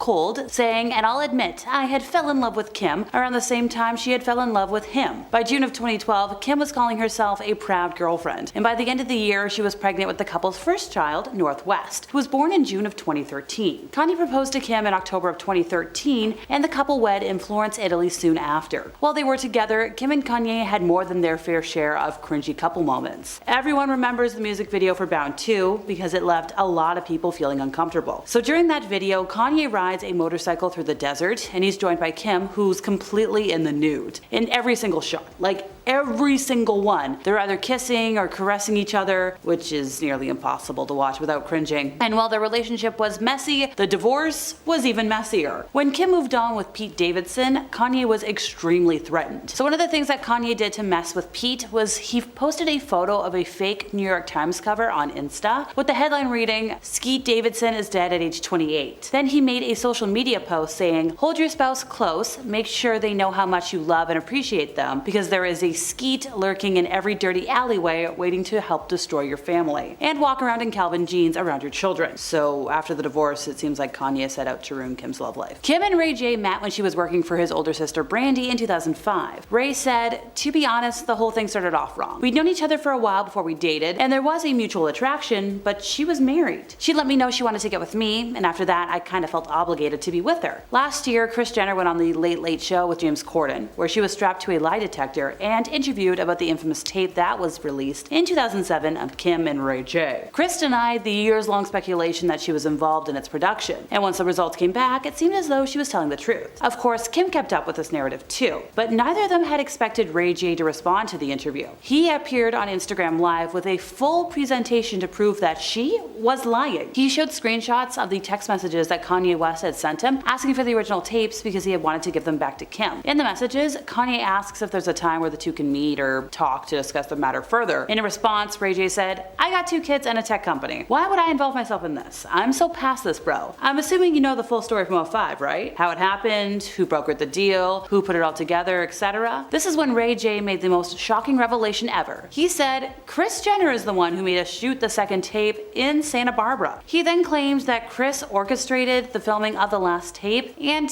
even watched them to decide which was best. Alrighty, time for Pete Davidson. So this coupling happened on the set of Saturday Night Live. Kim later said that she felt a spark when they shared a kiss during their Aladdin comedy sketch. But people started cringing at the relationship when Kim started spilling a few too many details of their bedroom life. While some people appreciated the honesty, others thought it was a bit too much. Then there was the tattoos. Fans thought it was a huge red flag that Pete had tattoos of Kim and her 4 kids. Now that they've broken up, it seems like it was a poorly thought out permanent decision. One of the tattoos Pete had dedicated to Kim said, "My girl is a lawyer," which he got to celebrate her passing the baby bar. He also got the names Aladdin and Jasmine with an infinity symbol between them, which is that reference to that first kiss on SNL. And the 4 children? Yeah, it was the initials, reading KNSCP. But of course, Kim didn't get any cheesy couple tattoos done of herself, and that really says a lot about the differences between them. One of the biggest complications of this relationship was Kanye West. Like I mentioned before, he was just so threatened by the idea of his ex-wife moving on with Pete that he made it his mission to try and make his life hell. As a result, fans felt bad that Pete had to go through all of that because you could tell it was really putting a strain on his mental health. While it was great that he did stand by Kim during all the Kanye drama, clearly at some point it became too much for anybody to have to put up with. As Perez Hilton reported, in 2017, Kim Kardashian was the very first girl that Nick Lachey was spotted on a date with after his split from Jessica Simpson. It was only one date, but of course, conveniently, they were photographed by paparazzi on said date, which does make it seem like it was a PR relationship. One of the editors who commented on the story said, "That was one of the early stunts that backfired. We tried to get her to F Nick so she could be a celebrity girlfriend. She would literally bake him a basket of muffins and try to get him to come to her place, and he wouldn't go. So they went to dinner somewhere in the North Valley and we had paparazzi there. But our paparazzi told all the other paparazzi, so it was a mess." That's their version of the events. But interestingly enough, Kim Kardashian's team denies this, and it's unlikely they would ever admit to one of their relationships being fake. Kris Humphries proposed to Kim on an episode of Keeping Up with the Kardashians after 6 months of dating, and the two wed in August of 2011. 72 days later, she filed for divorce. Kim eventually told Andy Cohen that she knew their marriage was doomed during the honeymoon, but she went through it because of the pressure from getting older. She was 30 years old at the time and thought, "I'd better get married." That 72-day marriage had certainly shown signs that it was going to end quickly. Like a few days before Kim divorced Kris, I think it was day 68, the couple was spotted arguing in their car while out on a dinner date in Hollywood. The newlywed couple was photographed heading back to Kim's car after dinner, and you could see the tension in the air. Kris looked fed up, and Kim was giving her new husband the death stare while yelling and waving her hands at him as the argument was escalating. This very public fight was kind of indicative that their relationship was on the rocks, because, well, that same year, Kim went to file for divorce and get the marriage annulled. The LA Times even reported that Kim had only married him to increase ratings on Keeping Up with the Kardashians. The best part was that Kris asked for a $7 million divorce settlement from his ex-wife, otherwise he threatened to make her endure an ugly public trial. But the NBA star ended up walking away with literally nothing. When speaking about their marriage, Kris said, "Look, I should have known what I was getting into. I was definitely naive about how much my life was going to change. But the one thing that really bothers me is whenever people say my marriage was fake. There's definitely a lot about that world that is not entirely real, but our actual relationship was 100% real. When it was clear that it wasn't working, what can I say? It sucked." Nick Cannon and Kim were briefly an item. In fact, he may have accidentally torched his relationship with Mariah Carey by recounting this fact in 2014 when he said, "It's been a lot of people since me." A few months later, it was reported that the admission reportedly humiliated Mariah Carey, and that's when the relationship between her and Nick Cannon never recovered. The two of them filed for divorce in 2014, and that was finalized 2 years later, but things ended poorly also between Kim and Nick, because the two of them were seen ignoring each other when they turned up at these same fashion events. And in this case, it's kind of clear that she was the one who dodged the bullet. Since 2011, Nick has had 11 children with 6 different women, and I think he at least has one more on the way. It's a lot of kids. Kim and Reggie Bush dated off and on from 2007 to 2010. There was a bit of controversy about the two of them reuniting, and apparently up until her 2011 wedding to Chris Humphries, Reggie was still pining for Kim and sending her texts and voicemails telling her she's making a mistake and that he's the one for her. But things between them were clearly not meant to be. A few years later in 2012, Amber Rose went on to claim that Kim cheated on Reggie with Kanye and called her a homewrecker. She said, "Kim is one of the main reasons why me and Kanye are not together.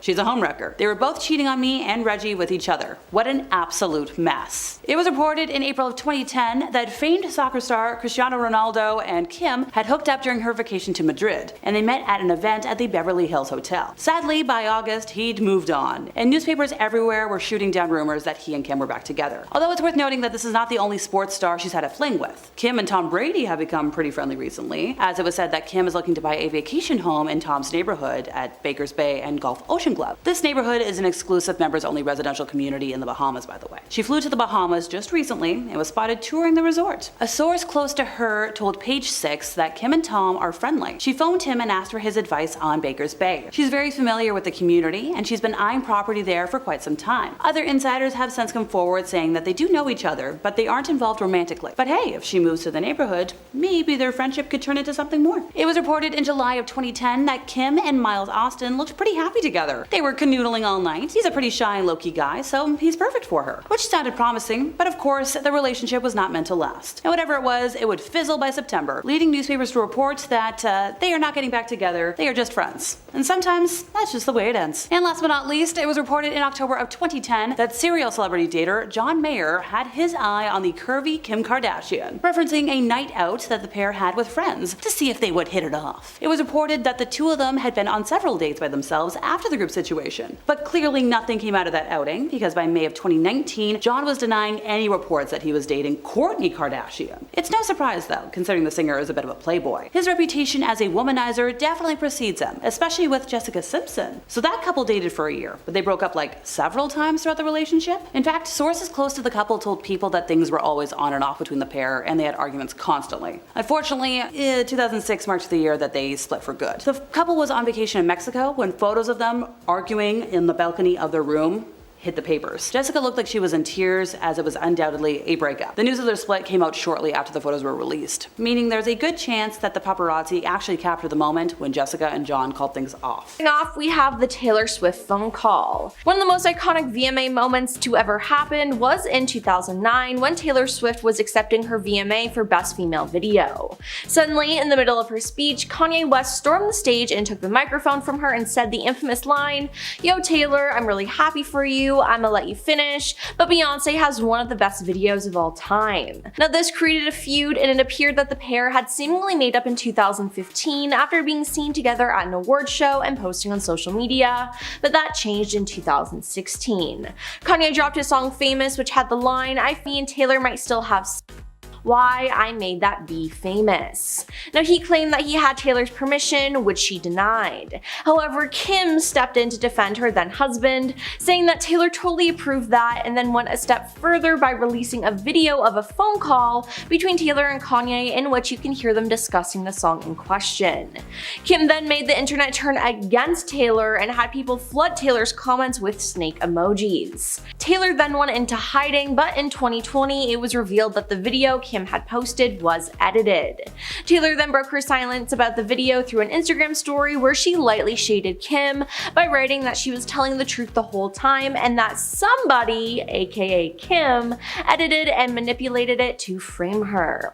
Since then, a lot of people have turned on Kim and Kanye, and they hate them for trying to frame Taylor. Next up is her robbery. In October 2016, Kim was robbed at weapon point in her Paris hotel room, with around $10 million worth of jewelry being taken. Kim had been staying at the Hotel de Portels for Paris Fashion Week when the masked men broke in.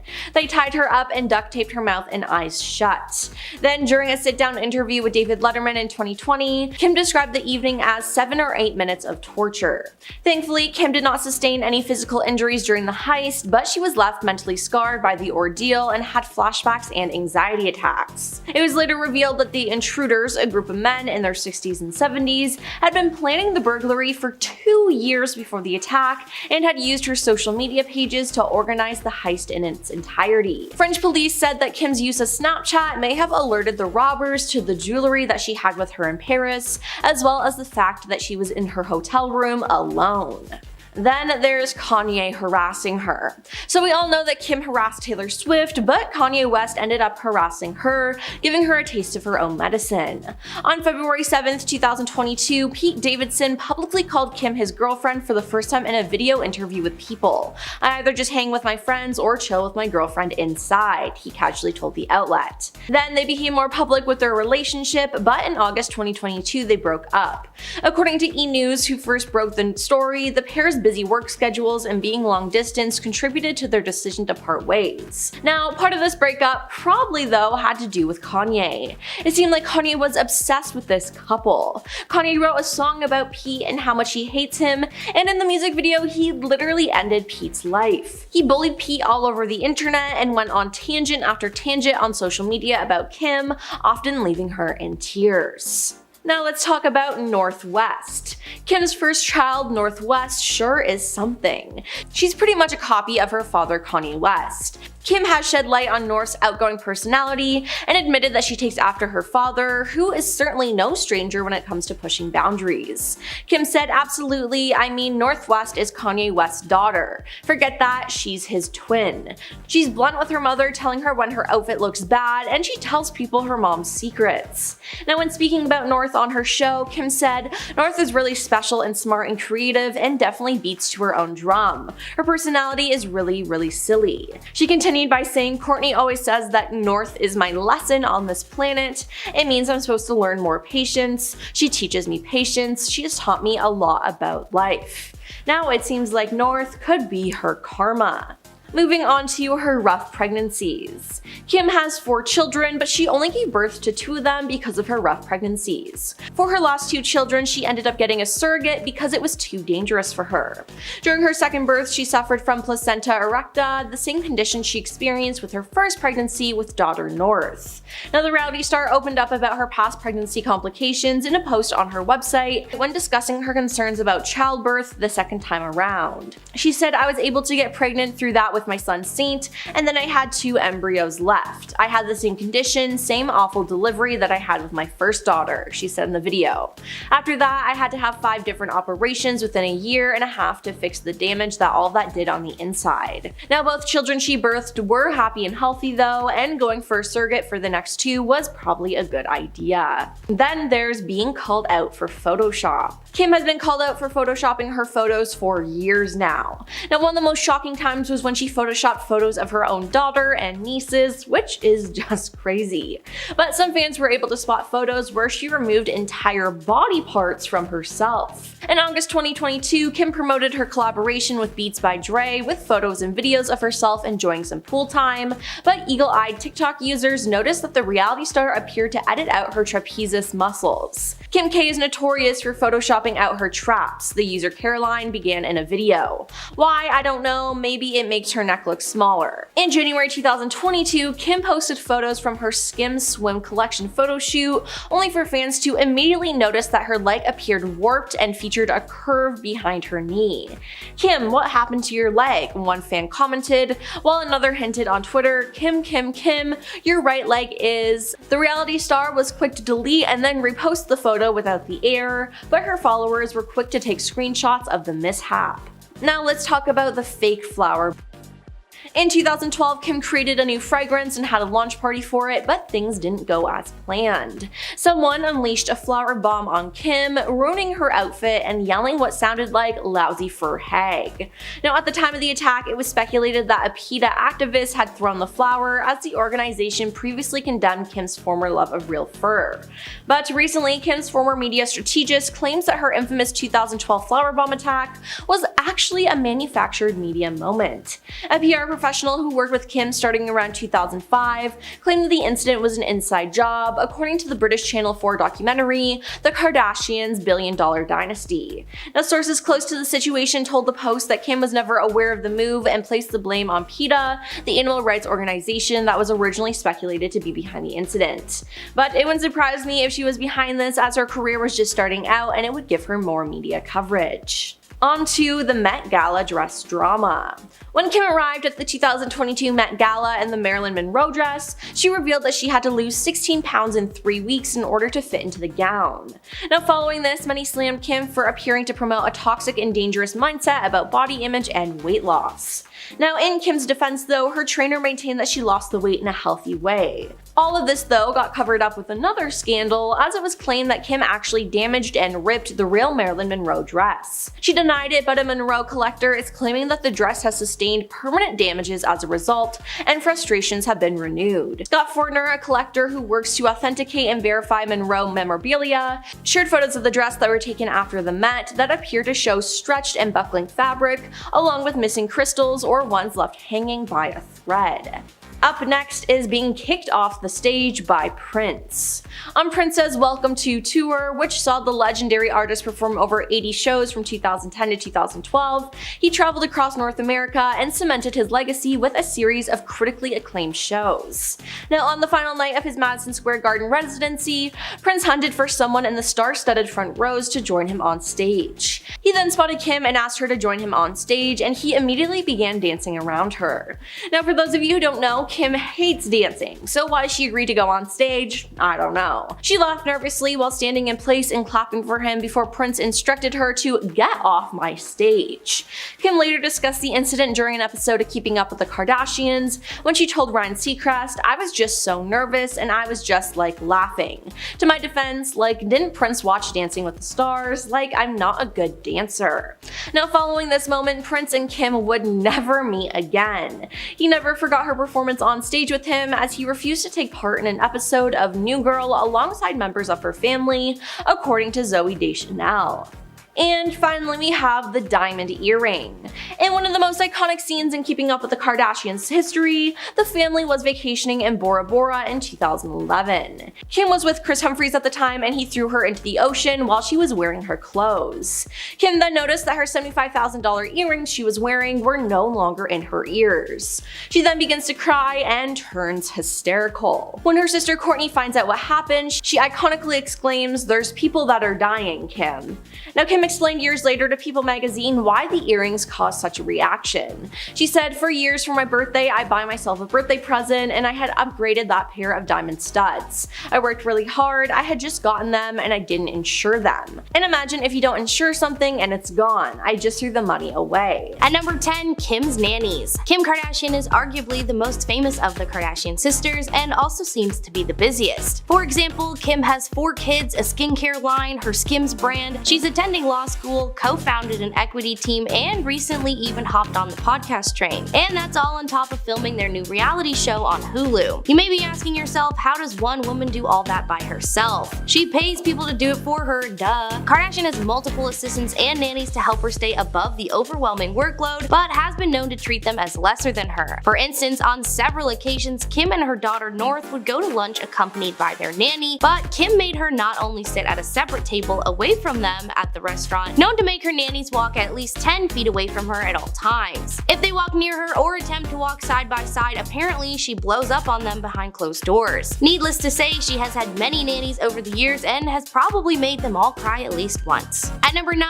Kourtney in general. While Kim may not be the best boss in the world, it's Kourtney who is known as the absolute worst boss of all time. According to former nannies, Kourtney was by far the worst Kardashian to work for. Not only is she a neat freak needing every single thing to be exactly where it should be, she's also known for being surprisingly cheap, even once calling a different grocery store while she was shopping to compare the price of a chicken breast, because if anyone needs that extra 99 cents, it's Kourtney. But this isn't the worst thing she's done. One time, Kourtney's daughter had bitten a nanny so hard that she had to quit, but instead of letting it go and taking responsibility for not teaching her daughter how to treat people, she berated the nanny, telling her she should have said something to her daughter in the moment. Because it makes sense to blame the woman you're paying to raise your kid instead of the kid herself to prevent future incidents. At number 8, toxic chemicals. Kylie Jenner is the youngest of the Kardashian clan and is extremely successful for her age. In 2019, she made the cover of Forbes magazine as the youngest self-made billionaire, following the successful partnership between her cosmetic brand and Ulta Beauty. I'm not sure Forbes knows what self-made means, but this collaboration would allow Jenner's brand, previously only available online and at pop-up stores, to be placed on shelves in Ulta's 1,000 plus stores. This is unfortunate considering the true nature of just where those products come from. Many employees at the factory that mixed and packaged her makeup and beauty products have been reported that they were never given proper safety equipment that one would require to do that job. They were only given hairnets, lab coats, and safety goggles, leaving their hands and face completely exposed. Workers would regularly report migraines and mild chemical burns on their hands. I know they say beauty is pain, but I don't think this is what they meant.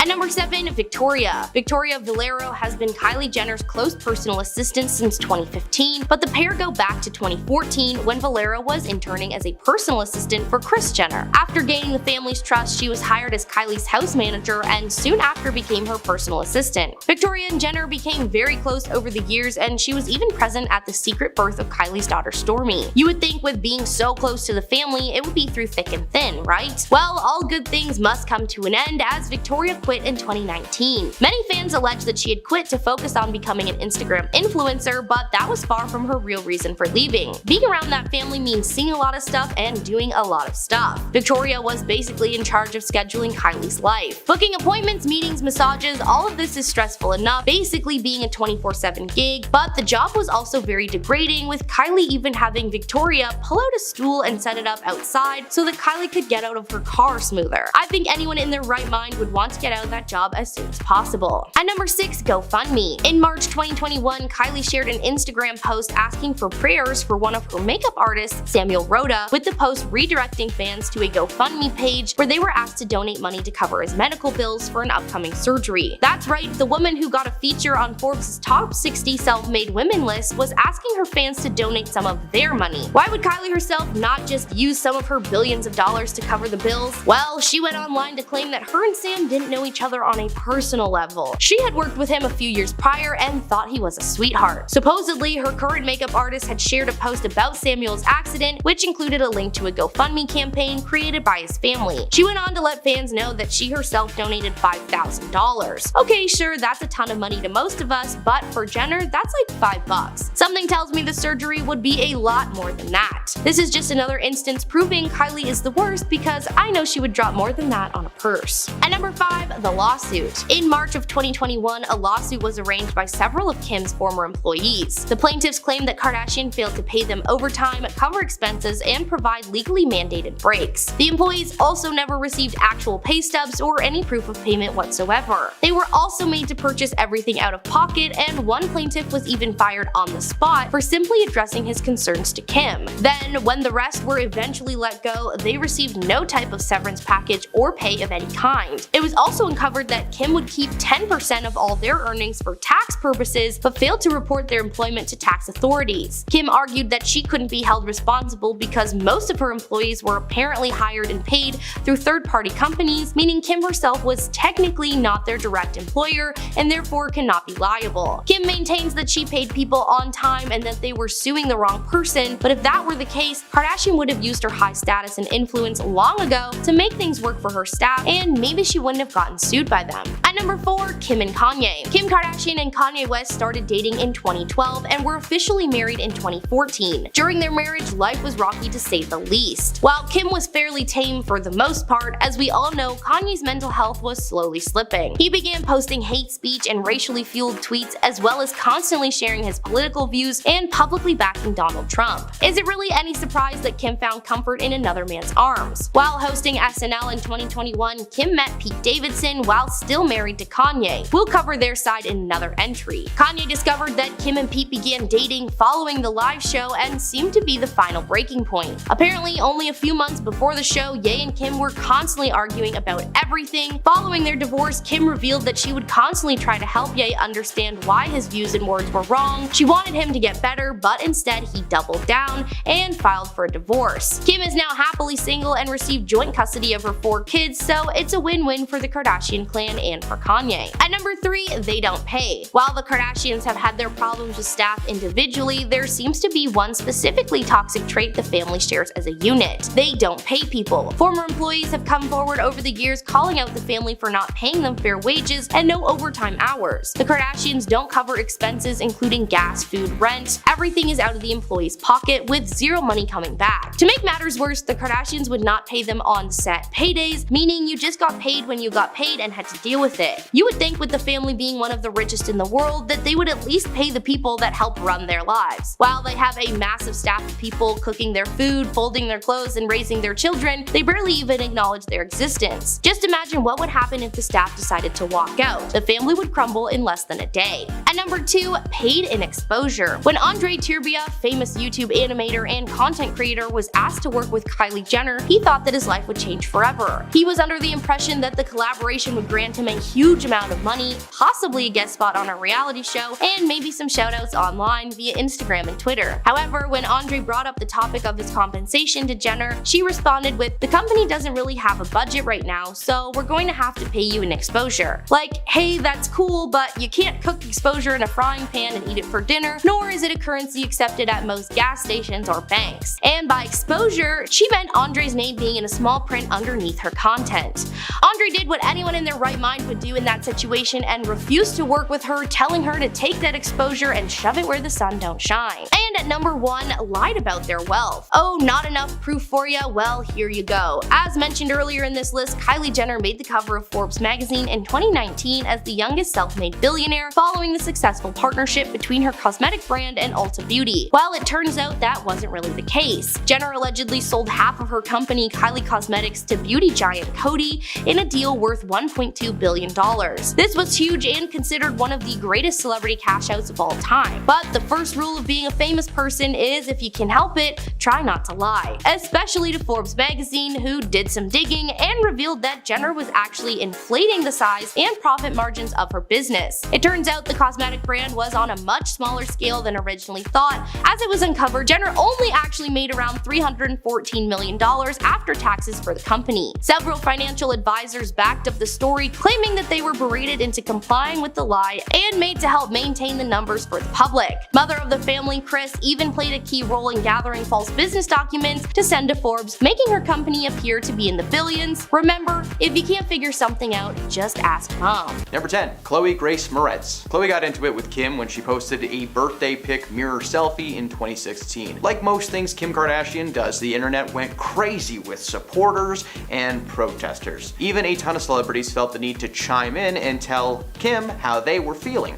Chloe posted to Twitter telling Kim that she truly hopes she realizes how important setting goals are for young women, teaching them that women have more to offer than just their bodies. Not one to let anything go, Kim responded saying, "Let's all welcome Moretz to Twitter since no one knows who she is."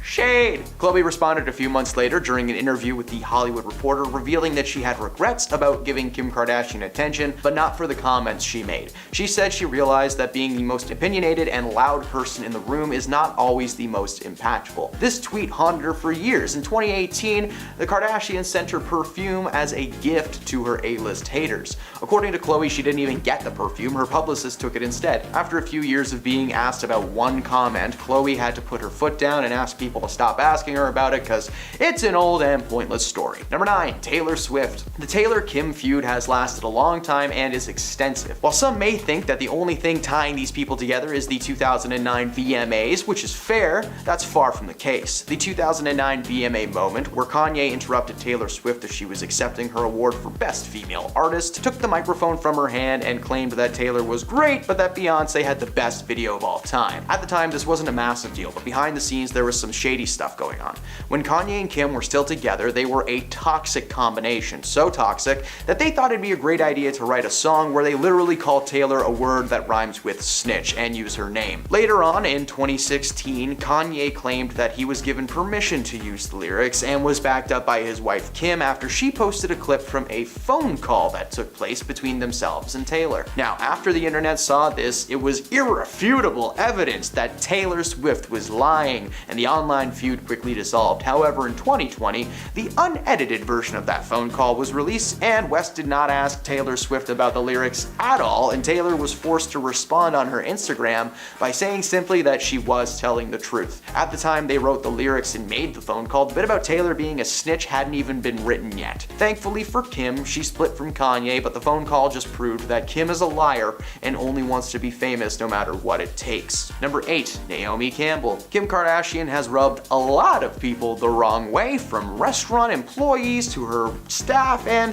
supermodels. In 2014, Naomi Campbell appeared on The Morning Show, where she was also asked about her thoughts on Kanye West and Kardashian's Vogue cover. Campbell seemed very hesitant to give an honest answer, doing her best to skirt around the issue while still giving enough information to viewers for them to realize that she was definitely throwing some shade at Kim, literally saying that she did not want to comment. When pressed about the answer, Campbell explained that she is a fashion model and she has been working for 28 years, and when you get a Vogue cover, it is a build in your career. It's a stepping stone to achievement, she said, suggesting that Kim did deserve the cover and had literally no further comments to make. Considering what she could have said, Campbell handled the situation pretty well and with a ton of respect, but bloggers attempted to add fuel to the fire in April 2019 when they started accusing Kardashian of stealing Campbell's most notorious red carpet looks. Kim set the record straight, saying that in this case, imitation was the sincerest form of flattery. According to Kim, herself and Naomi had talked about this before any clothes were worn, and the pair also created a short film with Cher in 2020, so either they patched things up or they kept it together for Cher, which I would do as well. Number 7, Bette Midler. Kim's birthday suit mirror selfie caught the attention of a lot of celebrities. One who chimed in just completely out of left field was Bette Midler. Bette is an incredible woman, well known for her music career. She is also a fantastic actor who is probably most universally known as Winifred Sanderson from the film Hocus Pocus. Bette posted on Twitter weighing in on her feelings about Kim, saying that Kim Kardashian tweeted a birthday suit selfie, and if Kim wants us to see a part of her that we have not seen yet, she's gonna have to swallow a camera. That is legendary. What a great roast. Please get this woman on the dais of the next Comedy Central celebrity roast as soon as possible. Kardashian commented back with a joke of her own, asking Midler to send birthday pics of her own, even though it was past her bedtime. Get it? Cause she's old? Ending the comment with the hashtag, just kidding. However, a few minutes later, she posted another, more sinister comment saying, Bette Midler, I really didn't want to bring up how you sent me a gift a while back trying to be a fake friend and then come at me. Kim's terrible, eh? But she did not have the last laugh. Bette responded to the comment telling Kim that she has never tried to be a fake friend. Looks like anyone can take a selfie, but not everyone can take a joke. Which is very true. How are you going to write the first joke about her being old, and then before she even responds to that joke, you comment again saying like, you know what, I wasn't gonna bring this up, but why not? That's a terrible way to start a conversation and a terrible thing to do. Number 6. Pink. A lot of celebrities seem to be upset and annoyed when Kim Kardashian posted that birthday suit selfie, and one of those powerhouse musicians was Pink. She took to Twitter to comment on Kim and her photos, shading her selfie and tweeting a photo of a note that she wrote pertaining to women. She wrote, "Shout out to all of the women across the world using their brains, their strength, their work ethic, their talent, their magic that they were born with that only they possess," and continued that it may not ever bring you as much attention or banknotes as using your body, body, your orientation, your identity, but women like you don't need that kind of attention. Pink does not hide her feelings, so when she came onto a show called Watch What Happens Live with Andy Cohen, a fan asked her if her post was in fact in reference to Kim Kardashian, and Pink did not hesitate and said yes. Kim had apparently gone in on Bette Midler, and according to Pink, if you mess with Bette, you'll be hearing from the Pink. Number 5, Miley Cyrus. Miley is no stranger to a raunchy post or two, but when Kim Kardashian posted those, birthday selfie pics that everyone seems to be upset about, it didn't go over well with Miley either. Her issue was not with the photo itself, but instead of the amount of attention that the photo had received. Miley was even prompted to create her own Instagram post addressing the issue. The pics from Kim became such a phenomenon that Miley just couldn't ignore it, in her words. Taking to Instagram, Miley posted a Kim-moji of Kim Kardashian's famous booty, clearly trying to let everyone know who she was talking about without actually posting any pictures of Kim Kardashian. She also included a caption addressing the feud, calling those involved tacky. Instead of asking the world to just straight up stop celebrating Kim, she attempted to shift the focus to celebrating women in general, posting to her Instagram asking women to celebrate each other, writing, "Why don't we overly fortunate women come together and try to create and bring jobs to other women in desperate need of them, so that they can support not only themselves but their families as well." Kim never responded to that post or showed any support of any kind for Miley, and eventually the world moved on to something else, but the message Cyrus was trying to share is one worth noting. Number 4, Sharon Osbourne. Sharon is no stranger to controversy herself, being fired from her views on The Talk, but that did not stop her from being one of the celebrities that vocally trashed Kim's mirror pics. Sharon even went so far as to recreate the photo herself in support of Kim, writing #liberated. However, while the photo is still up, she seemed to go back on her statement in 2017 when she berated Kim for the revealing photo. She wrote that Kim says she is doing everything in the name of feminism, but that this was not that. She said in reference to the Kardashian women as a whole that these women live off their bodies, half of LA has been through them, and everything they do from the tapes to the plastic see-through dresses and gym wear are all about sex and not female progress. Kardashian responded to the post saying that she never exclusively said that anything was in the name of feminism. Instead, she said she posts body-barring pics because she said, "I like how I look and I feel proud when I've lost all the baby weight," and she posts it because she feels like posting it and feels powerful. Those are her words. Number 3, Beyonce. Considering Beyonce and Kim run in similar circles thanks to their Hollywood connections, their former rap husbands who were friends, and entrepreneurial backgrounds, you would think that these people get along, but apparently that is very far from the case. Rumors about Kardashian and Beyonce's feud started in 2014 when Jay-Z and Beyonce didn't show up to Kim and Kanye's wedding. Fans, being the way that they are, started launching rumors left and right, flooding the internet with possibilities. 2 of the big ones were A, that they were too busy, which is fair, and the second being that Rachel Roy, who Jay-Z is rumored to have cheated with, was going to be there. In October 2016, the rumors escalated after a source told The Mirror that Beyonce has genuinely never liked Kim Kardashian. She's apparently tolerated her because of their husband's friendship and mutual friends. Beyonce also can't stand the whole reality TV shtick, which is fair, it's an annoying show. Of course, with it now being 2023 and Kim being long divorced from Kanye, there's a small chance that they've patched things up, but why would they? Beyonce's a superstar in her own right, and now that her hubby isn't connected to Kim, she just can ignore her while Kim continues to do her thing. Number 2, Piers Morgan. Piers wrote an open letter to Kim in 2016 in the wake of her awful Paris robbery when 5 men tied her up and robbed her. While he wrote that he initially liked her after interviewing her in 2011, his feelings towards her had been skewed. In the letter, he wrote something about how Kim had changed since the moment he first met her. She grew slowly coarser, according to Piers, and snarkier, and started bombarding the world with regular X-rated selfies. By 2018, his tirade continued, claiming on Good Morning Britain that time should be up for Miss Kardashian after she posted a topless photo on Instagram. Unsurprisingly, Morgan happened to later be a recipient of Kardashian's Valentine's Day gifts, the only man on that list. The gift only fueled his hatred and criticism, and in September of 2019, he continued his hate when he mocked Kardashian's Emmy presentation with her sister Kendall, where the entire audience openly laughed at the 2 starlets. Morgan said that compared to the genuinely talented people on stage that night, those sisters looked like idiots. And at number 1, Amber Portwood. One of Kim's earliest feuds dates back to 2011 when she upset a ton of young moms from the TV show Teen Mom. Kim wrote a negative post on her blog about teen pregnancy rates, blaming Teen Mom for making the situation seem cool in the eyes of young women. Clearly she's never seen an episode of that show. There's nothing cool about it. In fact, it's pretty depressing. One of those kids, as she put it, didn't let Kim talk down to them without consequences. Amber posted on Twitter saying that the last time she checked, Kim had an X-rated movie floating around the internet that she made a lot of money off of. She did that, but she wants to bash the girls in Teen Mom. When her sister Kylie got pregnant, she seemed much more supportive of the situation, so it's okay to have a baby when you're young, so long as you're related to Kim Kardashian.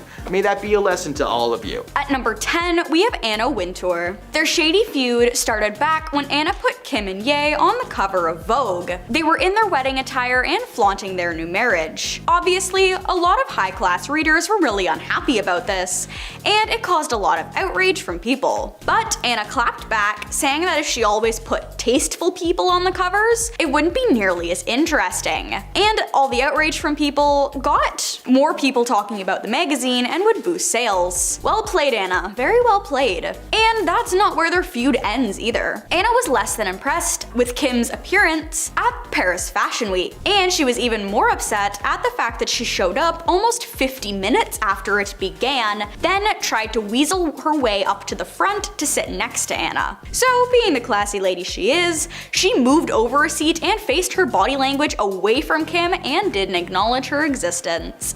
Now that's a snub if I've ever seen one. At number 9, we have Scott Disick. There's no surprise that he wants nothing to do with the family anymore, considering he's Kourtney's ex-husband. He was actually a fan favorite while he was on the show, but after they split, things got really awkward and he was no longer invited to events. For obvious reasons. And he refuses to watch the reboot of the show, considering Kourtney is now married to someone else. Apparently he had some loyalty issues while he was with Kourtney, but that wasn't what split them up. It was the fact that he was constantly struggling with substance issues, and he claimed that the only reason he was unfaithful was because of the substances. One way or another, they have snubbed one another, and Scott has moved on since then. So I guess everything worked out? At number 8, we have Rebel Wilson. Rebel Wilson is an incredible actress starring in Bridesmaids in the Pitch Perfect trilogy, and she faced a lot of criticism because of her weight loss journey. Something that hasn't changed though is her hatred for Kim Kardashian and the Kardashian family as a whole, really. She was asked to present an award alongside with Kendall and Kylie Jenner, and she refused the offer without hesitation. She said that she didn't want to be compared to Kim Kardashian because Kim became famous from a private tape, whereas Rebel went to school for acting and earned her fame. She went to school in Australia for acting in the early 2000s to the 2010s, and she starred in Pitch Perfect in 2012, which was one of her biggest roles. So you can't blame her for snubbing the Kardashians, who didn't have to lift a finger for their fame when she worked incredibly hard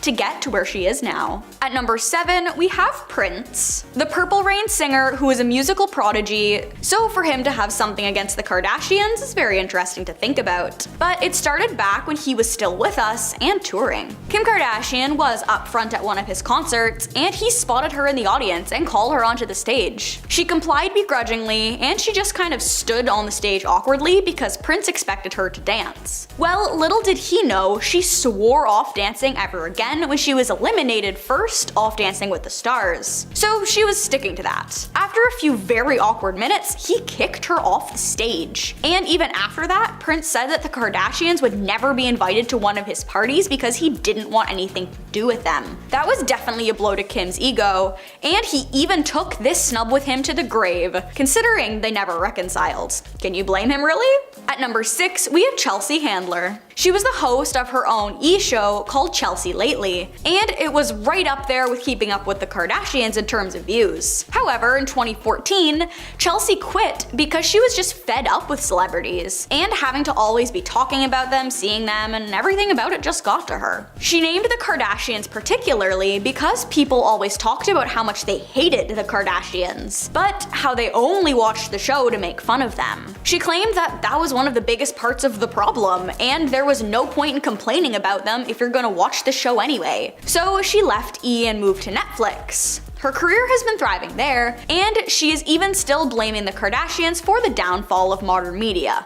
Rightfully so, if we're being honest here. So we can assume she is still snubbing them hard after leaving. At number 5, we have Bette Midler. Bette Midler is a woman of many talents. She's a singer, an actress, and a comedian, and overall quite the iconic character. So not only is she a triple threat, but she also has a deep-seated hatred for Kim Kardashian in particular. Like many other celebrities, she hates the fact that Kim didn't do anything to get her fame, and that people worship her for being a whiny middle child, and an icon of bad choices and fake bodies. But what she hates the most is how comfortable Kim is with showing off her full body online and acting like it's the most normal thing in the world. When Kim posted a fully nude photo to her Instagram, Bette snapped back on Twitter and said that if there was a part of Kim she wanted the whole world to see that we haven't seen already, she would have to swallow the camera. Kim attempted to get back at her with harsh words and snide remarks, but Bette had already won because she did have a better point. After this, we can assume that Bette snubbed Kim since she really had the last laugh. At number 4, we have Amber Rose. Amber has been snubbing Kim for years, considering she blames her breakup with Kanye on Kim. But I'm getting ahead of myself. Back when both Kim and Ye were in long-term relationships, they claimed that they were just friends. And when they both left their long-term partners, they decided that they were single enough to get with one another. But Amber tells a different version of the story, saying that Ye was very secretive and closed off towards the end of their relationship, and he started dating Kim very shortly after. She attributes their breakup to her, but that's not all. She has beef with the other Kardashian Jenner siblings as well, because she's very close friends with Blac Chyna, who was briefly engaged to Rob Kardashian, and it ended up getting very messy. But when Amber commented on Kylie and Tyga's relationship, saying it was ridiculous, that was where Khloe stepped in, saying that she doesn't need to worry about her sister, considering she has an established career without being an exotic dancer. Amber didn't take too kindly to this and snapped back at her, saying that she was just doing what she needed to do to support her family, just like Kim did. The feud was going on for years, and Amber snubbing the Kardashians is really nothing new. At number 3, we have Taylor Swift. Their history goes way back, and it's incredibly complicated. It started back in 2015 when Kim got herself involved in the Ye and Tay drama, because as his then wife, it was part of her job, I guess. But she made matters worse for herself when she tried to gaslight Taylor, because Kim claimed she knew that Kanye was going to use her name in a negative way in his song Famous, whereas Taylor heavily denied that fact. Kim really enjoys leaking things. So she leaked the phone call between Taylor and Ye, talking about the release of the song, and everyone sided with Kim for years, until Taylor got access to the real phone call, full and unaltered, and posted it so that she could prove that it was in fact Kim who was in the wrong. But Kim, being who she is, played the victim and said that people already knew what was on the voicemail and it wasn't anything new. What was different was the fact that they never sat down and discussed the lyrics, and Ye released the song without checking with Taylor about the lyric, "I made that be famous," and since then they still haven't patched things up, and Taylor still has both of them snubbed. At number 2, we have Barack Obama. You know you done messed up when the former president of the United States has something against you as a human being. He did take pictures with Kim to be polite, because that's just who he is, but he admitted he wanted his daughters to have nothing to do with the TV show and tried to keep them away from the Kardashians as much as possible, because he didn't want them to influence his daughters, Kim especially. He even said that he told his daughters specifically to avoid the show at all costs, because he didn't want them to think that Kim was a marker for success, and that she was giving off all the wrong impressions. Of course, Kris, the momager of them all, did not like this and tried to snap at him. And of course, it didn't do anything,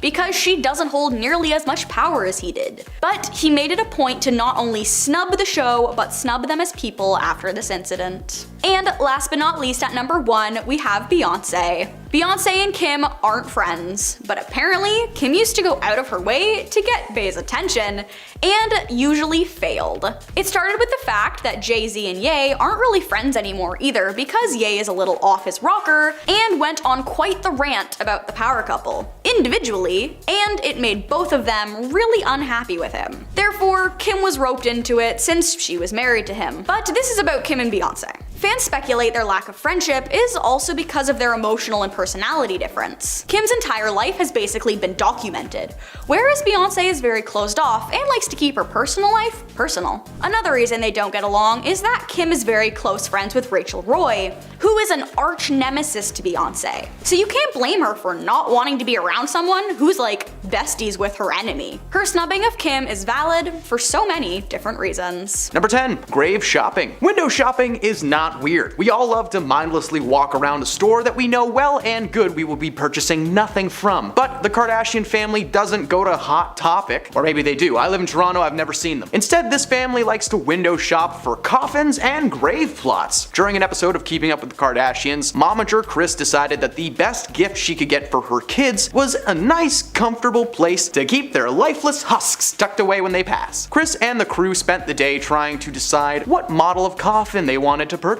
with Kris going so far as to getting into a coffin to see if it was cozy. Hey Kris, if you're trying to get cozy in a coffin, you're still alive! Bang on that lid, man! On top of shopping for physical coffins, she also took the kids on a tour of a graveyard that seemed to boast some pretty stellar plots. There is such a serious conversation over the choice of in the ground or in a mausoleum made of marble. Yeah, which one do you think they picked? Number 9. Mystery meat. Following a brief discussion on the practice of eating the stuff that comes out after we're born, yep, that's a thing apparently, Kim and Kourtney decided to hatch a plot where they would trick their family into thinking they had just eaten placenta. There, I'm only saying it once, from now on it'll be called the stuff. The sisters go through an elaborate preparation and brag to their family about the mystery meat that they had purchased. As the evening went on, they continued to plant the seeds right up until the forks were plunged deep into the meat. Following the meal, they decided that it was the perfect time to tell their family they had just dined on the stuff. Of course, their immediate reaction is disgust and anger at the same time. Don't eat mystery meat, guys, especially if it's cooked by Kim Kardashian. That could be a person for all you know. They let the prank play out for some time, with Caitlyn Jenner almost blowing her chunks all over the table. After a few moments of panic, they let it slip that the meat that they were eating had actually been brisket, but needless to say, Kim's no longer in charge of family dinner night. Number 8. The Pepsi commercial. Sponsored brand deals can mean a lot of money for the people involved. Just look at every cologne on the planet. They hire someone to stand on a beach for them for like 30 seconds and make $1 million. Around 2017, Kendall Jenner decided to partner with the soda brand Pepsi to create a commercial that would act as both an ad and a PSA against hate. The commercial consisted of hundreds of people from different parts of the world drinking Pepsi, and eventually everyone comes together on the streets on what appeared to be New York, I'm not sure. Kendall looks to the crowd, wipes off her makeup, and follows suit. And the cringe comes when the crowd of people appear to be at a standoff with the police. Kendall walks through the crowd and hands an officer a can of Pepsi. He sips it, and the crowd cheers before they swarm the cops, who are suddenly just cool with everything that's going on. The ad was meant to be a political statement following the passing of several African American men and women in the United States, aiming to bring people together, which it did, but for the wrong reasons. The world collectively cringed at this absolute mess, forcing Kendall to drop an apology video on that season's premiere of Keeping Up with the Kardashians. She may have apologized, but we will still never forget this strange brand collaboration. Number 7. The birthday suit shoot. Momager Kris Jenner has been a big part of the family unit for a long time. In fact, she's one of the main reasons that her kids are such good liars. The older we get, the more we clamor for our glory days. With Kris, she decided she wanted to recapture that youthful image in a birthday suit swimsuit at her home. During the episode titled Let It Go, the Kardashian kids enter their backyard only to discover that their mother is taking rather spicy photos in a see-through swimsuit. Not something that anyone wants to see their mom doing. Kris was quick to tell the girls there was nothing wrong with the shoot and that she was simply trying to show off her curves, but her clan wanted none of it and instead let their mother know exactly how they felt. The momager just continues to take photos despite her kids now being present at the home, and at one point Kim literally tells her mom that she's scarring them for life. The moment was more awkward than anything else, but certainly shows just how little regard Kris actually has for her kids. Number 6. Selfie! If you're a Kardashian, any moment is a good photo op, whether it's on a luxurious boat in the Caribbean or in an SUV on the way to jail. Anytime is selfie time. During an episode of Keeping Up with the Kardashians, the crew were on their way to drop Khloe off at prison after she violated her probation. Things in the car were intense, but Kim decided to diffuse the tension by snapping a couple of candid pics of herself and her sisters. The entire ride was filled with cringy moments, including Kris suggesting that they all go get some pre-jail IHOP and chill out. The funniest thing about the moment is that Khloe seems pretty calm and collected considering she's going to jail, while her mother is just furious from start to finish. Needless to say, if your sibling is being arrested, don't take family photos on the way to the prison. Number 5. 5. Shut your mouth. When Scott Disick was still with Kourtney Kardashian, he was a regular wild man on the show. He would regularly get into situations that made him look like the absolute worst, which he was. During one particularly rough moment on the show, Scott was accompanied by the rest of the crew to Las Vegas, Nevada for some wholesome family fun. Nah, I'm just kidding, they drank no-no juice a lot. At one point, Scott becomes so intoxicated that he loses control of his emotions and berates a waiter for simply doing his job. He then proceeds to give him a tip by jamming $100 in his mouth. The waiter pushed back and walks away, which is probably a good move. If Scott Disick shoved $100 in my mouth, well,